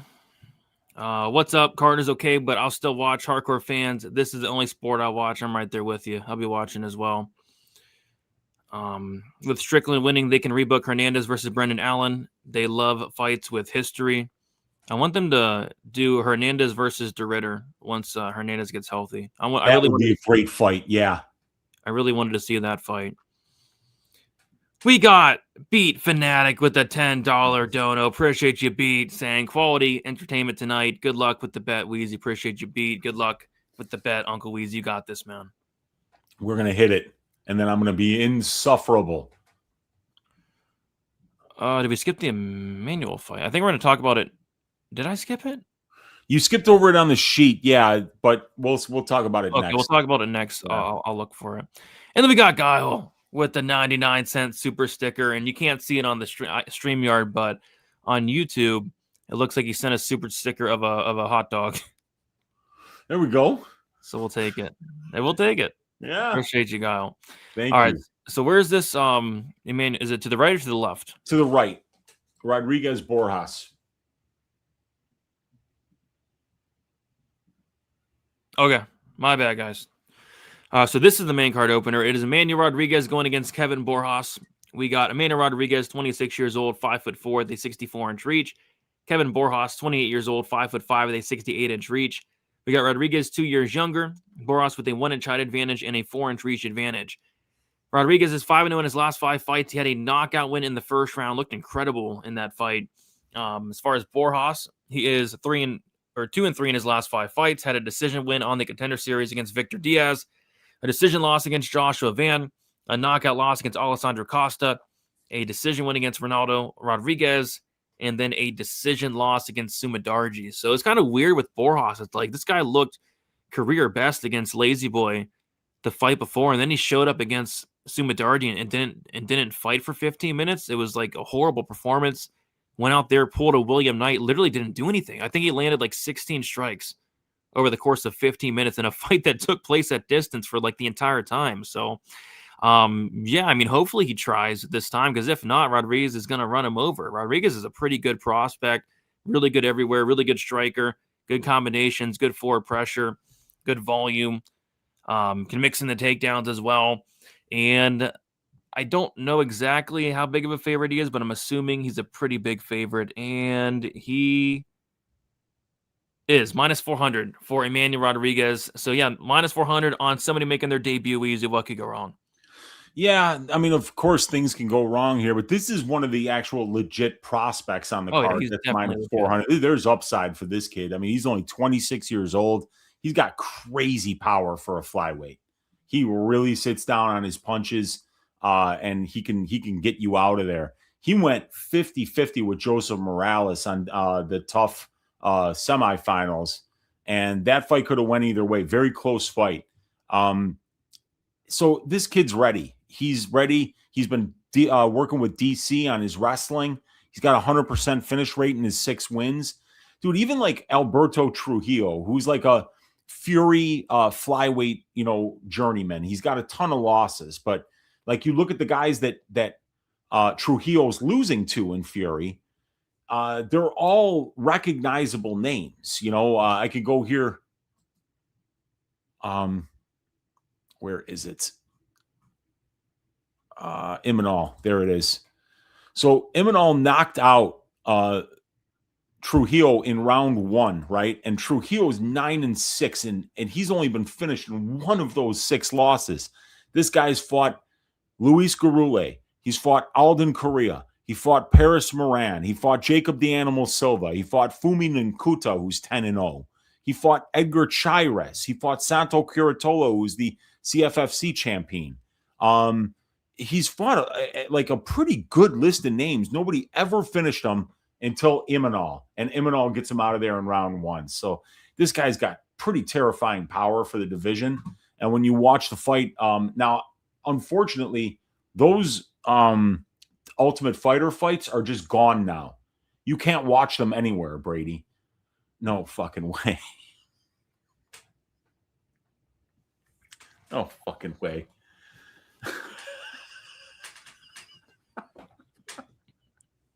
And it's like what I'm wearing today, too. Yeah. Oh, is it really? Oh, God, that's amazing. That's amazing. That's funny. It just goes to show you, man. And what a fucking terrible picture of me, too. Like, my nose looks fucking huge. like, it's just terrible. It is what it is, though.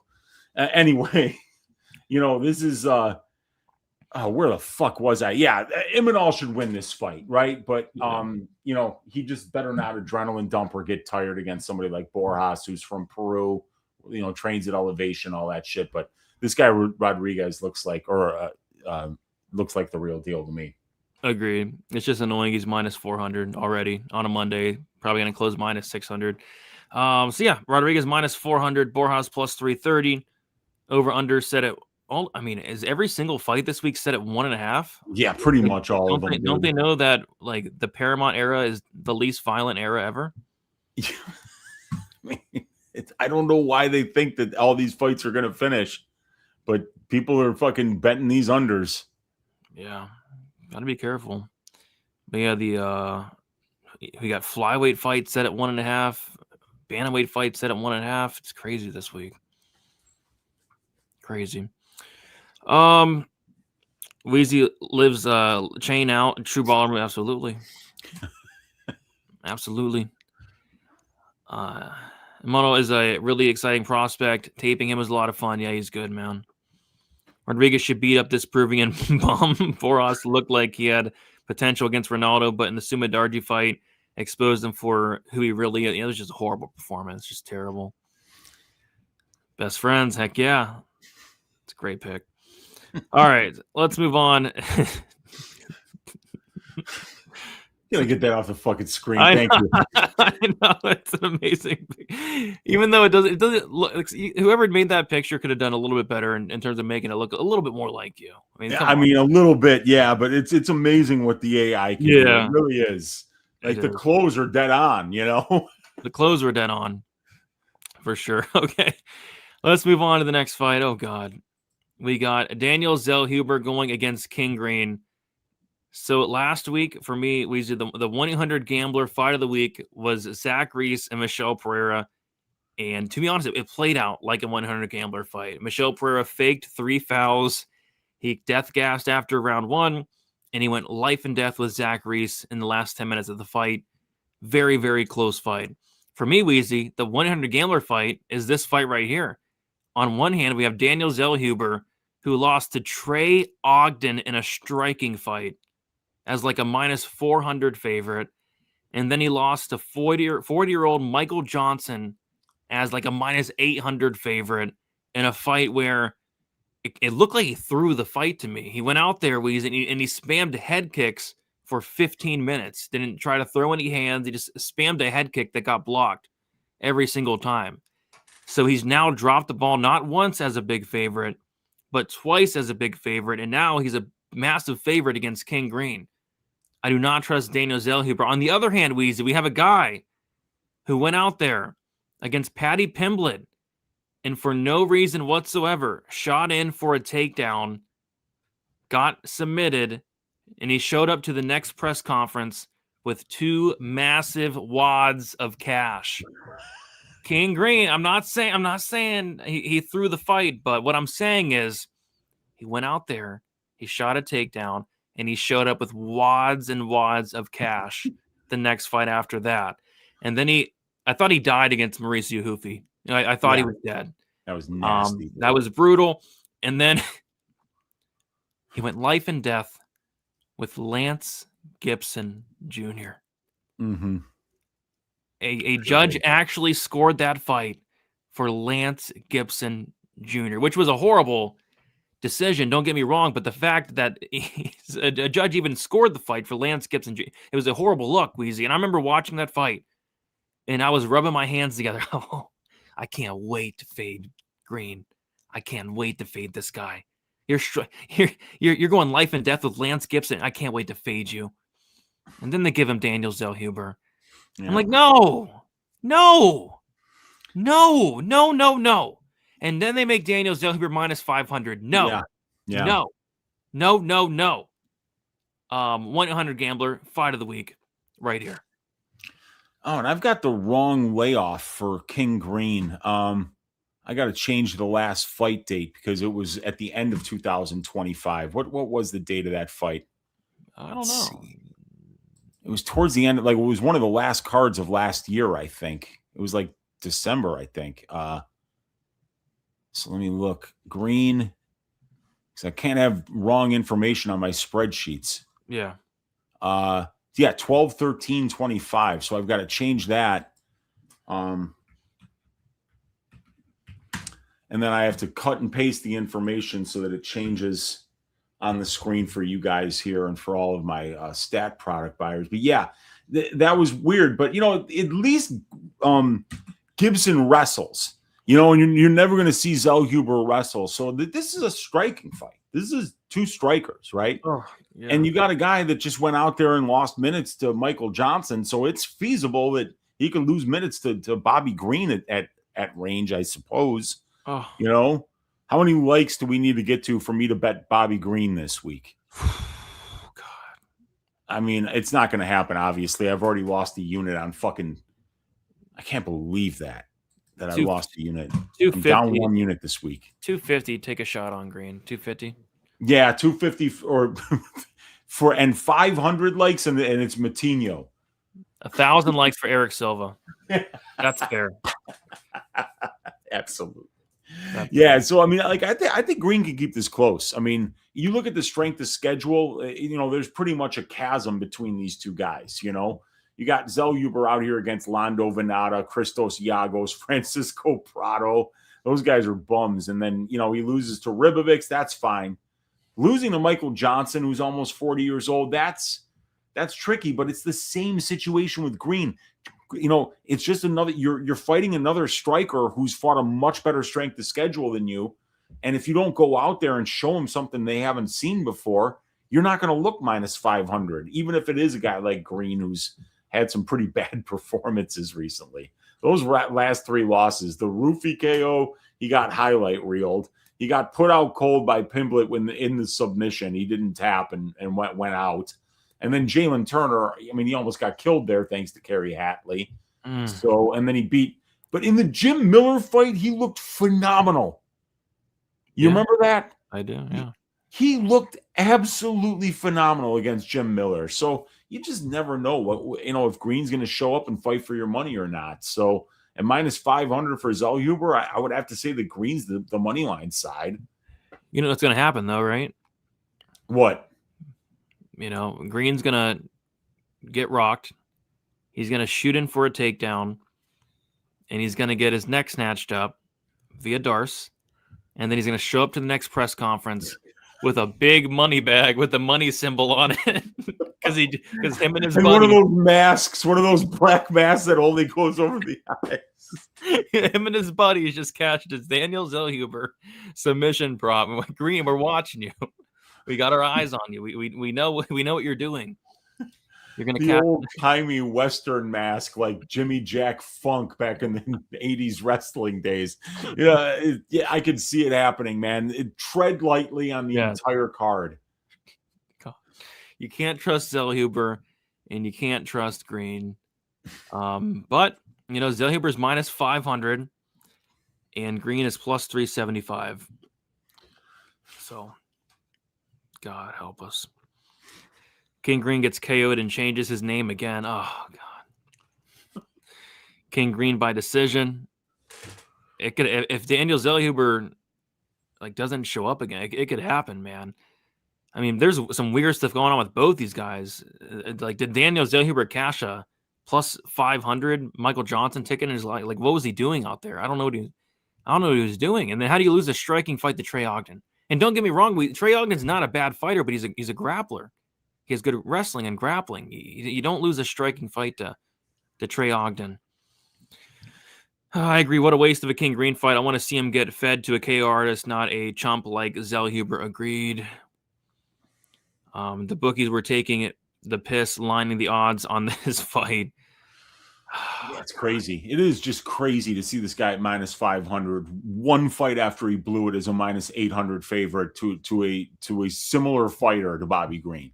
I know. Like if he actually tried, then sure, he's minus 5. If he tries, he's minus 500. But how do we know he's going to go out there even try? He didn't in his last fight.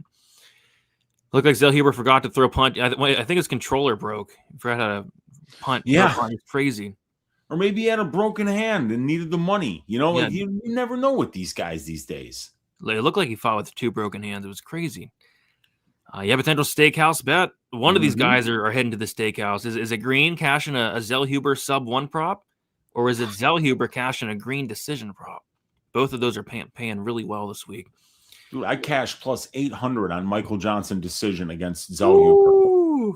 Yeah, you he was the only bet I hit that day, though, because that was the day that Kevin Holland lost to Daniel Rodriguez. That was the day that Dan Ige lost to Pitbull. Like, there was some really weird shit that was happening that day. Yeah. Eileen Perez's OnlyFans game is crazy. Crazy could be a word for it. It's something. Zellhuber should have this one. I'd argue Johnson is better right now than Bobby. He was getting beat up. He was going to beat up Hernandez, Michael Johnson. Yeah, I think Bobby's done. He's just looked awful. Give me Zellhuber. Losing to MJ means you are champion material. And I don't know about that, but Dustin Poirier, Tony Ferguson. Yeah. Well, that's it, though. The list doesn't go any longer than that. Stevie Ray, did he become champion? Yeah. Well, I mean, no, they're saying they're like losing to Johnson because Johnson beat Dustin Poirier. Johnson beat Ferguson. Oh, okay. So when you beat those guys, they wind up becoming champion, you know? That's true. So Zellhuber's the crackhead Ryan Garcia. Okay. All right. Let's move on to the next fight. Oh my God. It gets worse and worse. And this is the co-main event. It's getting worse and worse. Yeah. We got David Martinez versus Marlon Vera. We got David Martinez, 27 years old, 5'6" with a 66-inch reach. Marlon Vera, 33 years old, 5'8" with a 70-inch reach. Martinez, 6 years younger. Vera with a 2-inch height advantage and a 4-inch reach advantage.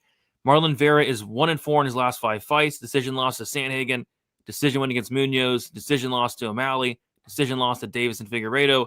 Decision loss to Zahabi. As far as Martinez, 5-0 in his last 5 fights. He won on the Contender Series against Xavier Franklin by decision. He knocked out poor Simon Oliveira in the first round.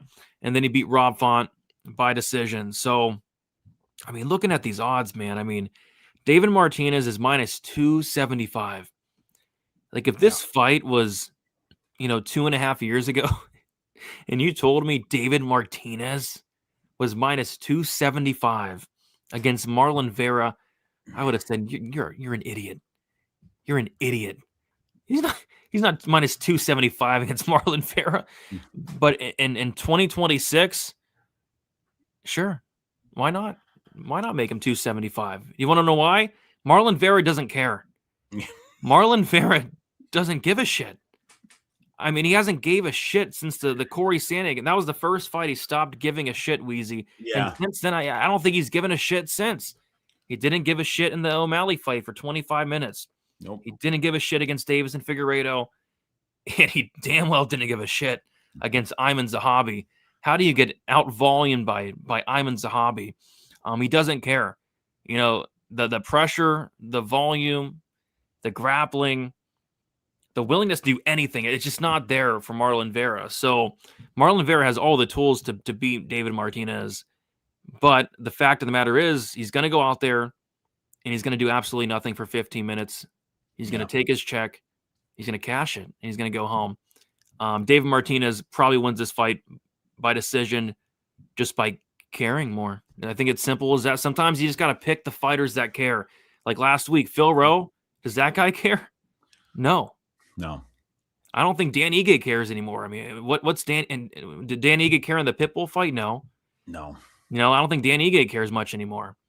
And I really don't think Marlon Vera cares anymore. So give me the guy that cares. Am I betting Martinez at minus 275? No. But I'll pick him to win by decision. Wheezy, what are your thoughts on this? I can't believe this is a co-main event. Dude, I mean, like, I think I might even bet Martinez. Oh, I'm kidding. I'm not laying minus 275 on it because, like, I would like if his decision prop were like plus 100 or something, that'd be a different story. It's minus 215. Wait, what? Dude, it's minus 215. But he's on his decision prop. What? Let me if you click on the tab that says Vera Martinez BT, so I can illustrate something for you. Yep. All right, so you can see the implied probabilities. It's not easy because, like, obviously it's kind of small on screen, but at minus 275, David Martinez to win has a 73% implied probability there. Yeah. At minus 215 on the decision prop, that's 68.25% implied probability. And I'm looking for my calculator. I don't have it in front of me. But if you were to take like 0.6825 and divide it by 0.7333, you would find that the books are saying that David Martinez winning by decision is over 90%, 92, maybe 93% of his win condition. So these guys, they don't want any part of any decision action because Marlon Vera is still incredibly durable. And even though he doesn't give a shit, he's still kind of hard to hit. You have to respect him. You got to be real careful about when you engage with Marlon because you're not going to knock him out. You know, you can beat him with minutes just by being there, by throwing more, by fucking caring. Because I've been there a couple of times now, Brady. I had a bet on Marlon Vera for the last fight, and I was just screaming, do something. Yeah. For the love of God, please just do something. Yeah. And he wasn't doing it, you know? And he lost a split decision to Iman Zahabi. Could have went either way. I thought he won it, but I mean, like, I didn't think that he won it, you know? I bet on him, and I was like, I think he did enough. But I wasn't going to fucking die on that hill that he won that fight because the truth is it was a 50-50 fight, and it could have went either way. And the thing about David Martinez, dude, he's so hard to find. You know, like if he were, you know, if somebody's defensively responsible, then yeah, like Marlon can find you. Marlon can hurt you. And if he does hurt you, he might even try and finish you, although he usually doesn't these days anymore. He's like non-violent Marlon Vera. I liked violent Marlon Vera. Where did he go? I don't know. He doesn't have to be violent outside the cage, Brady. He can still go home to his wife and his daughter and dote on them and love them and be a good dad. Get in that cage and fucking want to kill the person across from you. Yeah. Please. Do you remember how exciting it was when Marlon Vera started getting 5-round fights? And we were like, holy shit, dude, 25 minutes of a guy who can't be killed with incredible durability, great power, great finishing instincts. And it was going to be like, dude, Marlon's going to go on a run. And then the Sandhagen fight happened. And then he fought Munoz and went 50-50 with Munoz. And then the O'Malley fight. And then the Davis and Figueiredo fight. And it's like, dude, this guy just doesn't care. He's only 33 years old, but he just doesn't seem to care anymore, man. He's way too patient. And giving him 2 extra rounds was a huge mistake. You know, like I think it ruined him because he was a slow starter anyway. But this guy, you know, like for a guy whose best weapons are his durability and his conditioning, it's infuriating to not watch this guy push a pace. If Marlon Vera pushed a pace, he could go on a title run at 33 years of age. If the durability held up, if he just walked people down and fought with unbridled aggression, Marlon Vera would be one of the most exciting fighters to watch in the UFC. But even if he did that against Martinez, he's not going to find him. Martinez is just too difficult to find. His footwork's too good. He's too good defensively. And he's too precise of a counter striker to really bring a lot of offense out of his opponents. You know, he's got a positive 1.1 distance striking differential, but 42% accuracy and 69% defense. So he's going to win the minutes and bank the rounds and win a decision here. I think that's what's going to happen. But you can't, minus 215 is just, I mean, like I said, 92, 93% probably of his win condition. Yeah, it's brutal. Brutal. So, yeah, Martinez by decision probably is what happens. Yep. No meat on that bone, Brady. No meat on that bone. There's no meat anywhere on this card. Was that a show and figured I'd miss Stat Digger's elite cardio from Brady Weezy still going in round 5. Yeah, round 5, man. Getting towards the end of the show. Can't believe it. It's been a long one. We tried to quit halfway through. We tried. Vera wakes up or gets lucky at plus 220. Yeah, I mean, if Vera tries, man, I mean, he's a live dog. If Vera tries, he's a live dog. I just haven't seen him try in like 6 fights. So it's, you guys are making a terrible card bearable. Thank you. Hey, you know, we're trying our best. We are. If you're betting Cheeto in the big 26, get some help. Another Cheeto fight, another disappointing Cheeto decision. And then he's going to be really upset when they read the scorecards. Like look at his face when he loses these. It's your fault, man. You're not doing anything. Remember when Ibo Aslan was all mad when he lost the decision to Elikana? He's like, what? He's like the only guy in the arena who didn't realize that he didn't do shit for 15 minutes. I know. To Cheeto's credit, he's never been finished in the UFC. Yeah, one of the most durable guys, pound for pound, 100%. Marlon doesn't know how to win a decision. Yeah, not really, especially these days. 4-10 to the decision in the UFC. 4-10. Oh my goodness. And he's 15-10 in the UFC. So like, yeah, every one of those 10 losses is a decision, man. Like the guy just, I mean, it's so obvious that he needs to just go, and he refuses to do that. Refuses to do it. Yep. Martinez is a good bet here. Cheeto is checked out. Yep, I think Martinez probably wins. Cheeto is a chump. He's fighting like it. You know, I don't think you'd say it to his face, but who knows? Yeah. Maybe he wouldn't do anything. You know, he's not doing anything in the cage. David decision is a parlay piece, in my opinion. You got to get a better. You got to wait for other books to get a better price on it. Yeah, you want to get that around minus 150. I mean, I'm telling you that there's very little difference between minus 215 and minus 275. It seems like a lot, but when you look at the implied probabilities, it's not much difference. Yeah, just at that point, just take the money line because we saw Dan Ige get knocked out. I know. So yeah, and people were paying minus 150, minus 160 for Costa decision prop when he was minus 210 on the money line. Yeah. I like Martinez here, but I'm scared that Vera finally decides to try and show up for this fight. He is the much bigger fighter and has faced a much better competition. Vera versus Grant 2 is sick. That was a sick fight. I'll never forget that awesome fight. Amazing but we fight. both had Vera inside the distance. I know. Remember that? Yeah. And he just couldn't finish. Like he was so Crazy. close for the entire third round, man. He was just putting it on him, but they wouldn't stop the fight, and Davey Grant refused to give up. Who gets worse card? I mean, usually they put on phenomenal cards in Mexico. I'm not sure what's going on here. I don't get it. Yeah, Canada. It's definitely Canada, which is going to be headlined by Mike Mallet and who? Mike. Yeah, he's going to be headlining a card. The guy that got finished by Neil Magny? Yes, that guy. He's headlining like UFC somewhere in Canada, and I forget who he's fighting, but it's like, wow, that's the main event, huh? Oh God. Who would you at this point, who would you take in a fight? It's crazy I'm even asking this. Who would you take in a fight? Marlon Vera or Chris Moutinho? The hilarious thing is, like, as a capper, you would have to be like, guys, Moutinho's going to walk forward. You know, he's going to be doing more, but I mean, obviously Vera would knock him out, you know, but that's would he though? He has to do something to knock him out. He might lose. Dude, Moutinho's face is a magnet for punches.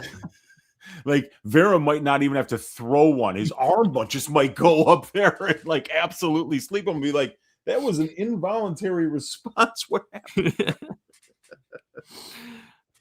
Oh, I could not find the tape of Martinez's only loss, which was to Gianni Vasquez, who fought 2 cards ago. But on the highlight reel, everyone said they watched the fight and it was a robbery. Okay. So his loss in question. Yeah, it could be 14-0. Yeah. So Gilbert Burns. That's wild. Like who? You know, I mean, I realize you're trying to build Mallet, but why? Why are we trying to build Mallet? He's like. Well, because they do 2 cards a year in Canada, and it's him and Jasmine Jazdavicius and a bunch of fighters that nobody really cares about right now. The Jordan brothers would be good, you know. Yeah, let's get them on the card. All right, It is now time for the main event. I want to check I'm almost certain we set a record of likes, Weezy. Right now, we are at 188 likes. I didn't think we'd get 100 tonight with this card. I didn't think we would get that either. That's why I said I'd bet Jose Medina. We're almost at 200 likes. Oh, dude, if we want a sponsor and millions of dollars, I just got to promise to make a bad bet every week. The show will finally take off. That's what we need, man. We can all just laugh at my chart on Bet MMA tips just going down. Like BJ Penn and Tony Ferguson's career at the end. That's what Weezy's ROI is just looking like while the ratings just skyrocket. People love it, man. I mean, I've never seen anything like it. So we're like 10 likes away from 200. That's crazy. Thank you guys so much. Yeah. All right. Main event time. We have Brandon Moreno going against Lonnie Kavanaugh. We got Brandon Moreno, 32 years old, 5'7" with a 70-inch reach. Lonnie Kavanaugh, 26 years old, 5'4" with a 67-inch reach. We got Kavanaugh, 6 years younger. Moreno with a 3-inch height advantage and a 3-inch reach advantage. Moreno is 2-3 in his last 5 fights. A decision loss to Alexander Pantoja. A decision loss for Brandon Royval. A decision win against Amir Albazi. A decision win against Steve Erceg. And a knockout loss to Tatsuro Taira. As far as Lonnie Kavanaugh, 4-1 in his last 5 fights. He had a knockout win against Antoine Ho on the Contender Series, a decision win against Jose Ochoa, a decision win against Felipe Dos Santos, and then a knockout loss against Charles Johnson. So, yeah, I mean, in that Charles Johnson fight, I remember having a plus 3.5 point spread on Charles Johnson in that fight. And I'm watching the first round, I'm like, holy crap, Lonnie Kavanaugh looks incredible. I mean, he's beating the brakes. He's about to finish Johnson, it looks like. Yeah. Lonnie Kavanaugh looks amazing. And then the second round starts. He starts slowing down. You know, the hands start to drop, and Charles Johnson catches him. But, yeah, up until then, that first round especially, Lonnie Kavanaugh looked incredible. But I worry about him here for a couple of reasons. For one, this is a massive step up in competition.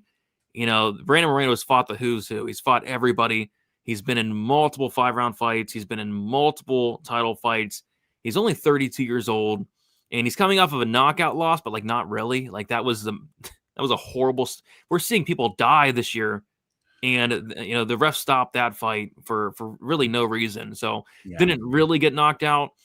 So yeah, big step in competition for Kavanaugh. He's taken this fight on somewhat short notice. It was supposed to be Moreno versus Asil Almabayev, and then on top of that, it's going to be Kavanaugh in a first 5-round fight, and on top of that, it's going to be Kavanaugh in elevation. I worry about all those things. I think Kavanaugh's a very skilled fighter, but first 5-round fight in elevation, especially it's going to be Moreno is going to be the hometown fighter. I kind of like Moreno here to get it done. I kind of think for Kavanaugh to win, he's going to have to maybe finish Moreno early, which is just really tough to do. Because if this fight gets extended around 2, 3, 4, 5, like what's Kavanaugh going to look like? So, yeah, for me, I lean Moreno here around minus 220. You know, I don't know. Don't love it, but I don't hate it, I guess. What are your thoughts on this main event? Yeah, I wonder where this line would be if this was a 3-round fight at the Apex. Oh, I think it'd be a lot closer, I think. A lot closer, right? Because, you know, like this is a fight that's going to, I mean, this fight is just going to be a striking match, plain and simple. You know, so I think what's getting priced in here is the fact that we've never seen Lonnie Kavanaugh fight for 5 rounds before, while Brandon Moreno at the UFC level has had 10 fights that were scheduled for 5 rounds, and 7 of them went to decision. So this guy went 25 minutes on several different occasions with top 3 fighters in the division. So, and he's really never been finished before. The Taira stoppage was just like, it's like, how do you, as a referee, announce that you know nothing about the sport? You stop a Brandon Moreno fight because of half-assed positional ground and pound. I mean, that was stupid. But credit to Taira, because it's really hard to take down Brandon Moreno and put him in bad spots on the map. But he was able to do that and, you know, get to a point where, you know, obviously he was making Brandon struggle badly in there. But this is a striking match. And this kid Kavanaugh is a phenomenal kickboxer. You know, I've always kind of felt like Brandon Moreno has had obviously very good striking. You know, he's a champion from the division, but he's never been like this assassin out at distance striking range. I mean, he's the assassin baby, though. Yeah, I know he is the assassin baby, but babies don't kill people usually. Some do. You know, spoken like a father of a very young child, right? Yeah. It's like you're foreshadowing, you know. but he's a solid striker, but he's not like running away with rounds, you know, at distance striking range. And he's obviously very tricky on the ground as well, but he's not going to really be able to take down Lonnie Kavanaugh. Kavanaugh's got phenomenal takedown defense. He's got really good kickboxing. So I think that this is, you know, if it turns out that Lonnie Kavanaugh is ready for a 5-round fight, if he's been training at elevation, if he's ready to do this, because he's the much younger fighter on a much better career trajectory right now. He's almost 6 years younger than Brandon. He's got 24 less fights and 350 less minutes of professional cage time. So we always talk about career trajectory and how important it is. And with Moreno, you know, you got a guy who's already been champion. And now he's coming off having lost 3 of his last 5 fights. His wins against Ursag and Albazi, you know, like the Albazi win was pretty clear. The Ursag win was close, man. You know, so like I kind of feel like, you know, I don't know if this is like a champion anymore in Moreno. And Kavanaugh is a guy who this is the biggest fight of his life.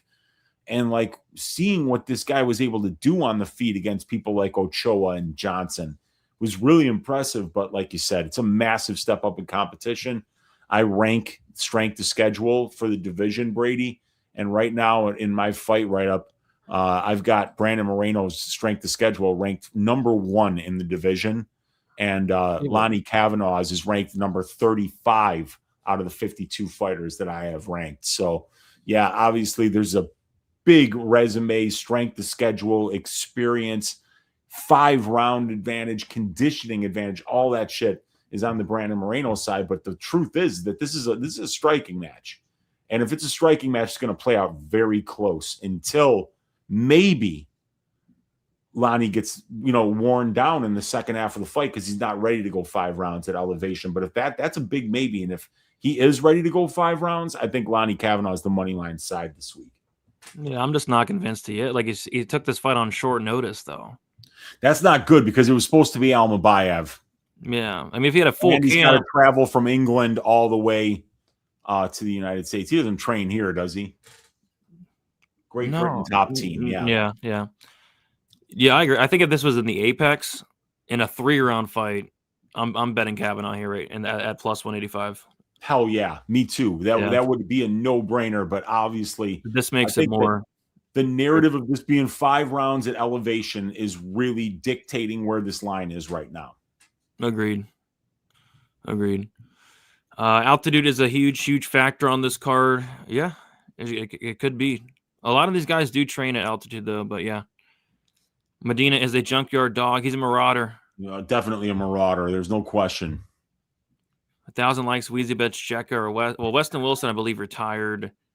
And has Jekka even woken up yet? Yeah, they got to get Jekka out of the hospital and get that neck brace off of him before he gets back in the octagon again. We got another person on Jose Medina here. Jose Medina will win here. I don't trust Gandra. There you go. If Medina moved down to 170 and Moutinho moved up a few weight classes, I'm taking Moutinho there. I'm taking Moutinho all day. He walks down Medina and just puts it on him. Man. You just better hope he doesn't get tired, man. Yeah. What do you think about Moreno fight to not go to decision at let me see what it is. Probably about minus 130, I think, right now. Minus 115. They got the over. Okay. Yeah, so the over got hit. I mean, Moreno's super tough. I don't really think he's getting finished. So I think if there's a finish, it might be like Moreno late. Could be. Kind of think it goes to decision, but with the elevation and the short notice, I wouldn't be confident in it. Oh, you want to hear something that's a real kick in the pants, Brady? Let's hear it. So I bet Medina at plus 400. No. He immediately goes to plus 475. What? No. What? You're joking. No. My rant got more money to come in on Gandra. Medina's plus 500 on Circa right now. He just went from plus 400 to 475 on Bet Online, not more than 15, 20 minutes after I bet him. I shit you not. I thought your speech, you did I thought you were going to move the line the other way. No. With a speech like that? Plus 475? What? Nobody's listening to me, man. Oh my God. We got a record on likes because people wanted to see me lose money, and I will. Dude, during the show, because we did a 3-hour show, but during the show, these money lines got even worse. I know. Marshall minus 800. Oh my Quinones God. minus 700. Gandra minus 650. Luna minus 650. He went from minus 450 to 650. Why? Chaison is minus 350 now. What? Yeah. Dude. It's going to be dude. There's probably going to be 4 lines that are minus 1,000 by the time these fights happen. Christian Quinones minus 1,000. Oh, Francis Marshall minus 1,000. that makes sense. Okay. Probably Luna. Well, no, I mean, I think those are the only two. I think, and maybe even Gandra. Oh, Quinones minus 700. Gandra is 650. Luna's 650. what are we doing here? I don't know. This is why I wanted to cancel the show tonight. Yeah. Because what are we doing here? This is just, I mean, it's nasty work, Brady. It's nasty work. This can't be happening. I have one bet on this card, and it's Jose Medina. And I'm getting reverse CLV'd. That's wild. I didn't expect you to get reverse CLV there. I thought at the very least it might stay around there, but that's crazy. I don't get that. Oh man. Oh God. Reno 4-5. Maybe the late props could be interesting. That's what I was saying. For me, fight doesn't good decision is better than any money line because you cover the 3-4-5 if Kavanaugh gasses, and it could also cover a Kavanaugh early finish. Yeah, I don't hate it. We got Bunkoots in the building. What is up? Good to see Bunkoots. Kavanaugh has speed and power. Moreno isn't what he used to be, but he's still elite and has 5-round and cardio experience. But either fighter to finish inside the distance, most likely. A lot of people liking violence. Moreno rounds 3, 4, 5, easy money. Historically, babies have caused a lot of deaths. I agree with that. Moreno, in the twilight of his career, can't pick him anymore. Go to the show. Appreciate you. Let's not overthink this. Moreno wins rounds 2, 3, 4, and 5. Kavanaugh is very fast and dangerous in the first round. Yeah, maybe a live bet on Moreno might be better than laying minus 225 on him because in round 1, Kavanaugh looked incredible against Charles Johnson. Incredible, very good. I would have rather seen Moreno versus Alex Perez after KOing that guy after the guy that KO'd Kavanaugh. That'd have been a good fight. Yeah. Let's chill out, Gus. Let's chill out. I gotta average my price up. Underdog round robin this week. The thing is, I don't think a lot of dogs are going to win. I mean, they're really trying their best to get these guys a win. I mean, they sat down and they're like, who can we give Daniel Zellhuber where we're to the point where he can't possibly fuck this one up? Yeah. So let's give him King Green. Who can we give Jose Quinones to get a win in Mexico? Let's give him the worst fighter in the division, Chris Moutinho. I think they did that for every single matchup on this card. We see every single one. It's crazy. Yeah. Stat Diggers needs to be investigated for influencing the lines in their show. Nobody influenced nothing tonight. Watching Jose Medina fight is like watching a freak show fight. Yeah, man. Imagine if Medina's opponent gasses out after winning the first round 10-8 and then getting finished. Like, hey, it could happen. You never know. Watch along will be epic if that happens. It'll be epic regardless, I think. The bookies really hate the dogs the UFC chose on this card. That's what it's looking like. I mean, it's Monday, and I've never seen a card come anywhere close to the amount of juice that's on this card. It's crazy. I've never seen anything like it. Like it's kind of pissing me off. Like I was pissed off all day today. Yeah, you were. All day. We got Mike saying, have we ever seen a card with this lopsided of odds? Literally every fight is unplayable. I don't think we have. I mean, there was a moment, I think either last year or the year before, where it was like the parlay boys were coming in, but I don't think it's ever been this bad. Best 2-leg parlay. Well, Ben, the 2-leg parlay I liked was Marshall and Charez, but at this point, it's probably minus 250 now. So I don't know. Yeah, I don't know what I want to do with this. I mean, there's most of this shit is completely unplayable. Also, Char's fight to not go the distance isn't value. I mean, I like it, but you're laying minus 200 on a flyweight fight to finish. But yeah, I do think it finishes. So I think it hits. All right. Weezy, we did it. We went through all 13 fights. Now it is time to find the milking. It is time to find the piping. And it is time to find the underdog play of the week. So I kind of touched on mine earlier. And the play on underdog, I really like. Let me see if it's still there. It is going to be the Ernesta Kareckaite higher on significant strikes. And my phone's being stupid. 74.5. 74.5 on Ernesta Kareckaite significant strikes. She got 204 versus Judice. She got 95 versus Cagliari. And this chick Montenegro, she blocks punches with her face. Give me Kareckaite to smoke that higher. I think she could put up 200, to be honest. So that's what I'm liking for underdog. That'll be my play. Weezy, what do you like for underdog this week? Anything sticking out to you? I like Marlon Vera under or lower. 51.5 significant strikes. I love it. I love it. Right? I mean, like he's such a low volume striker, and David Martinez is phenomenal defensively. Exactly. He's going to have the big cage to move around. These guys are going to have to worry about getting tired a little bit, and Martinez has got incredible cardio. Moving laterally as much as he does it's exhausting, but he never seems to really get tired in there. So I think Vera's going to have a really hard time landing 17 significant strikes per round in this fight, where Martinez is just extremely hard to find at distance. I actually like this quite a bit, dude. Ernesta, yeah, I'm playing that. Ernesta higher, 74.5 significant strikes. Marlon Vera lower, 51.5 significant strikes. That's a good point. I like the Vera a lot as well because, like you said, Martinez is so hard to hit. He's so quick. He's either all the way in or all the way out. Tons of movement that he really keeps up for the entire fight. So it's going to be hard for Marlon Vera to hit him in general. And on top of that, Vera's not going to try. So, I mean, he could land maybe 10 strikes this week. Yeah. It could be low. It could be a low number.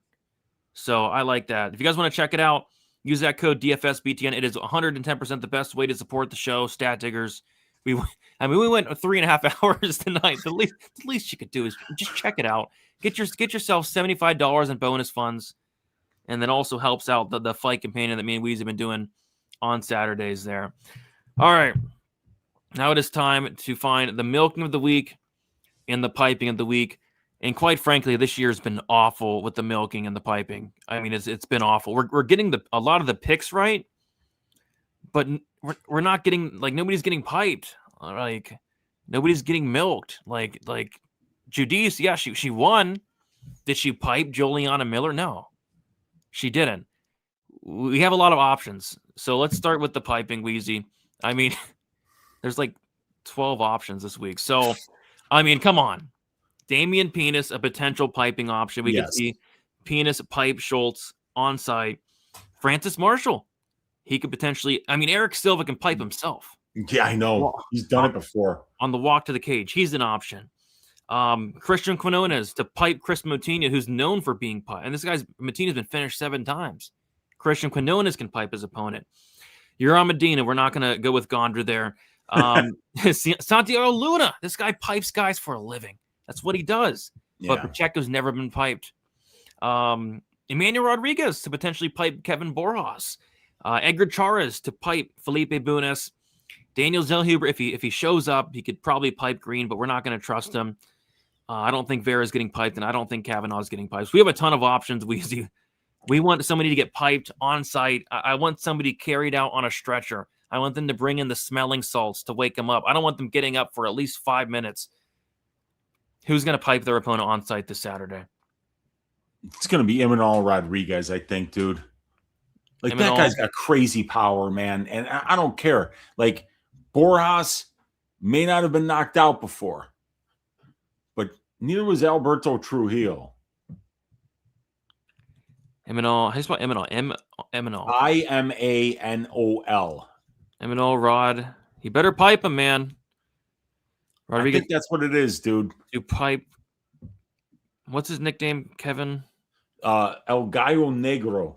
El Gallo? How do you spell Gallo? Gallo. Oh, okay. Negro on site this Saturday. Okay. Here we go. The on-site piping of the week is Emmanuel Rodriguez to pipe El Gallo Negro, Kevin Borjas on site this Saturday. Let's get it. Let's go. Let's get it. All right, now it is time for the milking. So I think there's going to be a lot of pipings, Wheezy. Yeah. I'm not sure there's going to be a lot of milking. So, I mean, if Wes Schultz wins, I mean, he's milking Pinas. Yeah, I know. But he's would milk that Pinas for sure, because that's how he wins fights. And the guy's really aggressive on the mat with his submission. So if he does get a takedown, yes, you know, a guy that like Pinas, who's an inexperienced grappler, could get caught. Yeah, so Wes Schultz, he could milk Pinas. He's a potential milking. That's a big dog. Other than, I mean... What about Aylin Perez milking Justin Bieber? Yeah, she can milk her. She can certainly milk her. Takedowns, get that big dump truck on top of her and downward pressure. That'll bring some milk out. All right, so Wes Schultz, potential milking. Aylin Perez, potential milking. And Charez could potentially milk Felipe Bunes. Yeah. And that's about it, dude. I mean, we don't have a ton of options this week. I think either Schultz.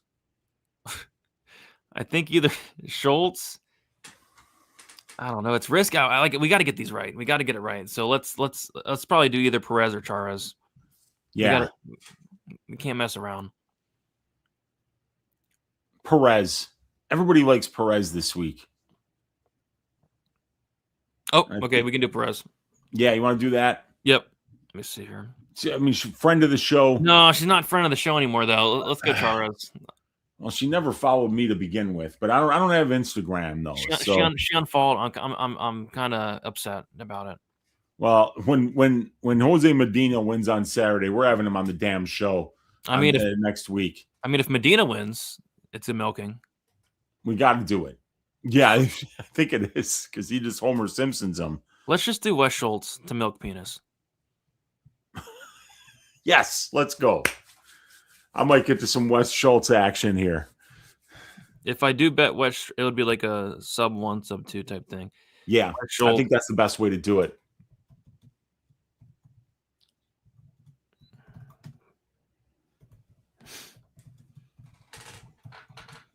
All right. So the milking of the week is Wes Schultz to milk Damian Pinas this Saturday. Let's go. Let's go, Wes. The milking is in your hands. Let's go. The milking is in your hands. So we got the underdog play of the week. We got the piping of the week. And we got the milking of the week. What are you guys thinking in the chat here? Yeah, that's the thing. Like, Pinas could pipe Schultz. And then Schultz could milk Pinas. Yeah. I think one of those two are happening, man. That's why the under is so juiced. Yeah. So many. I mean, there's like 10 possible pipings. The black cock. Yep. Of course, you didn't ask how to spell Negro. Nope. Moreno milking. Yeah, he could potentially milk down the stretch. Also, we'll have more options on underdog. The fantasy score is fire. Heck yeah. Marvin knows what's up. Machine Gun milking, Machine Gun Kelly. Doesn't really seem like a milky cart, which typically in elevation it would be. Oh, Francis Marshall could milk Eric Silva. Dang it. We got to stick with Schultz, though. But yeah, Francis Marshall should milk Eric Silva. But he could also pipe Eric Silva. Yeah. I think Silva might get piped and milked, Eric Silva. All right, Weezy, we did it. We're about 3.5 hours in. This show went off the rails a very long time ago. We spent 30 minutes talking about Damian Pinas. We spent probably 45 minutes talking about Medina. I left my own show for 15 minutes. This was just a lot to handle. We work hard for you guys. We do. Like, imagine if like it's a first-time viewer watching this show. They're probably petrified. Yeah, I've got one unit hole to start digging myself out of right now. So we're gonna have to see how this one works for us, man. But yeah, let me just look, MMA Wheezy on X.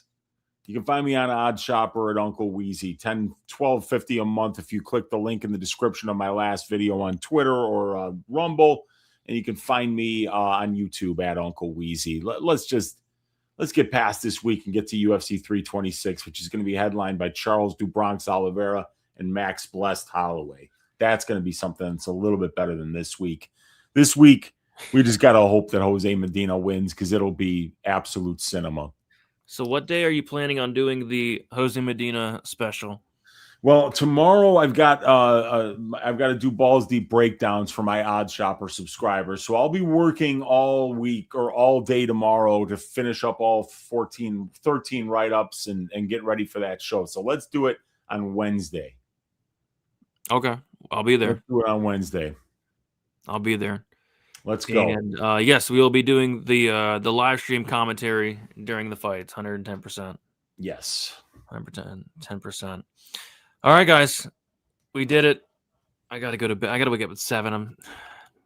We went too long. Well, get some sleep. Yeah, and know that at least you didn't have to bet Jose Medina this week. So, yeah, that's good. It's gonna be a long week. It's gonna be a long week. I can't believe this. I mean, I keep every time I refresh the odds, it just gets worse. I know. I should have got plus 475 and I got plus 400. Thank you all. Thank you all so much for watching. Like on your way out. Oh, by the way, did we hit 200 likes? I think we might have actually. Oh, we're at 198. Oh my God. Dixon, make another account. Hurry. Dixon has like 20. Dixon strikes me as the type of guy to have like 20 accounts. All right, guys. Man. Best of luck for UFC Mexico City. We'll talk to you guys soon. See you later.